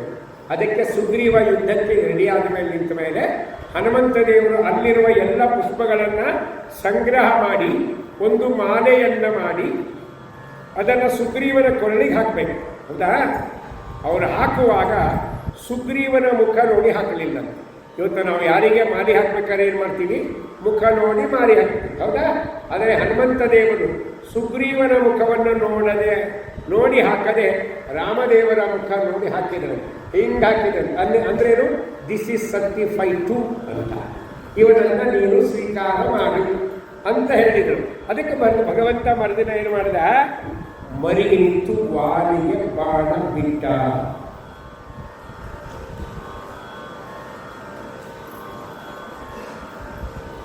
ಎಲ್ಲಿ ತನಕ ಹನುಮಂತ ದೇವರು ನಮ್ಮ ಬಗ್ಗೆ ಪರಮಾತ್ಮನ ಹತ್ರ ರೆಕಮೆಂಡ್ ಮಾಡುವುದಿಲ್ಲವೋ ಅಲ್ಲಿ ತನಕ ದೇವರು ನಮ್ಮ ಪುರಾಣಿ ನಮ್ಮ ಕಡೆ ಈ ದಾವಣಿ ಹುಟ್ಟಿದೋ, ಒಂದಿ ಹುಟ್ಟಿದೋ, ರೇಷ್ಮೆ ಮನೆ ಹುಟ್ಟಿದೋ, ಸಮುದ್ರದಾಗೆ ಬೀಳೋದು, ಬಚ್ಚಲ ಮನೆಗೆ ಬೀಳೋದು, ಟಬ್ನಾಗೆ ಬೀಳೋದು, ಎಲ್ಲ ನಾನಾ ಥರ ಬಂದು ಸ್ನಾನ ಮಾಡಿ ಟಬ್ನಾಗ ಆನಂದ ಮಾಡ್ಕೊಂಡ್ಬಿಡೋದು. ಎಲ್ಲರಿ ಹೆಂಗರಿ ನಿನ್ನ ಕಡೆ ದೇವರು ನೋಡಬೇಕು ಅಂದರೆ ಯಾರು ಸರ್ಟಿಫೈ ಮಾಡಬೇಕಾ? ಹನುಮಂತ ದೇವರು. ಅದನ್ನೇ ರಾಯರು ಪ್ರಾತಃ ಸಂಕಲ್ಪದಲ್ಲಿ ಹೇಳ್ತಾರೆ. ಹನುಮಂತ ದೇವರು ನಮ್ಮ ಪರವಾಗಿ ಪ್ರಾರ್ಥನೆ ಮಾಡ್ತಾರೆ ದೇವರಿಗೆ. ಏನಂ ದೀನಂ ದೂನಂ ಅನಾಥಂ ಶರಣಾಗತಂ ಏನ ಉದ್ಧರ ಇತಿ ವಿಜ್ಞಾಪನ ಕರ್ತೃಣ ಅಂತ ಆಯ್ಕೆ. ಅಲ್ಲಿವರೆಗೆ ದೇವರು ನಮ್ಮ ಕಡೆ ಇರ್ತಾರೆ. ಅದಕ್ಕೆ ಹನುಮನ ಮತವೇ ಹರಿಯ ಮತವು, ಹರಿಯ ಮತವೇ ಹನುಮನ ಮತ ಅಂದರೆ ಏನು? ಮತ ಅಂದರೆ ಏನು ಗೊತ್ತಿಲ್ಲ. ಪುರಂದಾಸರು ಆ ಶಬ್ದ ಬಳಸ್ತಾರೆ. ಮಧ್ವ ಮತದ ಸಿದ್ಧಾಂತದ ಪದ್ಧತಿ ಬಿಡಬ್ಯಾಡಿ ಬಿಡಬ್ಯಾಡಿ, ಬಿಟ್ಟು ನಿಮ್ಮ ಪುಣ್ಯ ಹೋಯ್ತು ಅಂದರೆ ಕೆಡಬ್ಯಾಡಿ, ಬಿಡಬ್ಯಾಡಿ ಬಿಟ್ಟರೆ ನಾವು ಕೆಡ್ತೀವಿ.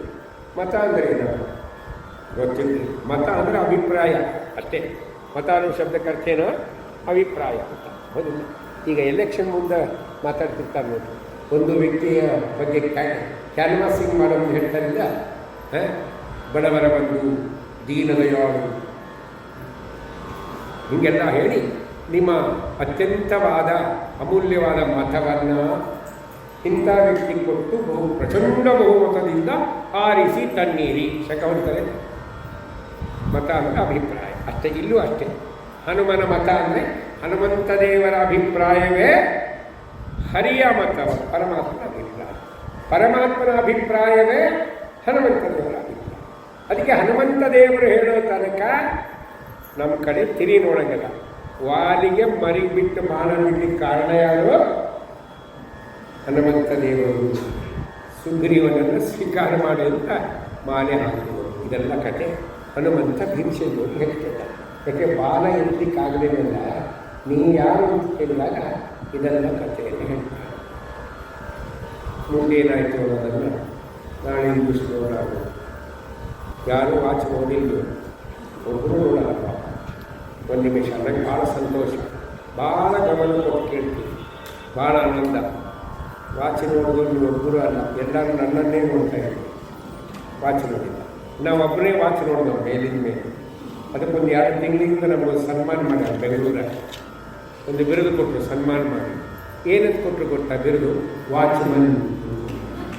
ಹಾಗೆಲ್ಲ ವಾಚ್ ನೋಡೋದು. ನೀವು ಯಾರು ನೋಡಿಲ್ಲಪ್ಪ, ಎಷ್ಟು ಭಕ್ತರು ಮನಸ್ಸು ಕೊಟ್ಟು ವಿಷಯಗಳನ್ನು ಆಲಿಸ್ತೇವೆ. ಈ ಭಾಗ್ಯ ದೇವರು ನಿಮಗೆ ಯಾವಾಗಲೂ ಕೊಡಲಿ ಅಂತ ಪ್ರಾರ್ಥನೆ ಮಾಡ್ತೇವೆ. ಶ್ರೀಕೃಷ್ಣ. ನೀವು ಕೇಳ್ತಾ ಕೂತಿದ್ದು ಸ್ಟೈಲ್ ನೋಡಿದರೆ ನಮಗಿನ್ನೂ ಹೇಳ್ತಾ ಇರಬೇಕು. ಆದರೆ ನಮಗೆ ಕಮಿಟಿ ಮೆಂಬರ್ ಮೊದಲೇ 8ಕ್ಕೆ ಮುಗಿಸ್ಬೇಕು. ಒಂದು 4 ಗಂಟೆ ಗ್ರೇಸ್ ಮಾಡಿಸಿದ್ದಾರೆ ಆಚೆ ಈಚೆ ಅಲ್ಲ. ಅದನ್ನು ಅಷ್ಟು ಭಕ್ತಿಯಿಂದ ಶ್ರವಣ ಮಾಡ್ತೀವಿ. ಇದೊಂದು ದೊಡ್ಡ ಭಾಗ್ಯ, ಸಂತೋಷ. ಕೃಷ್ಣ.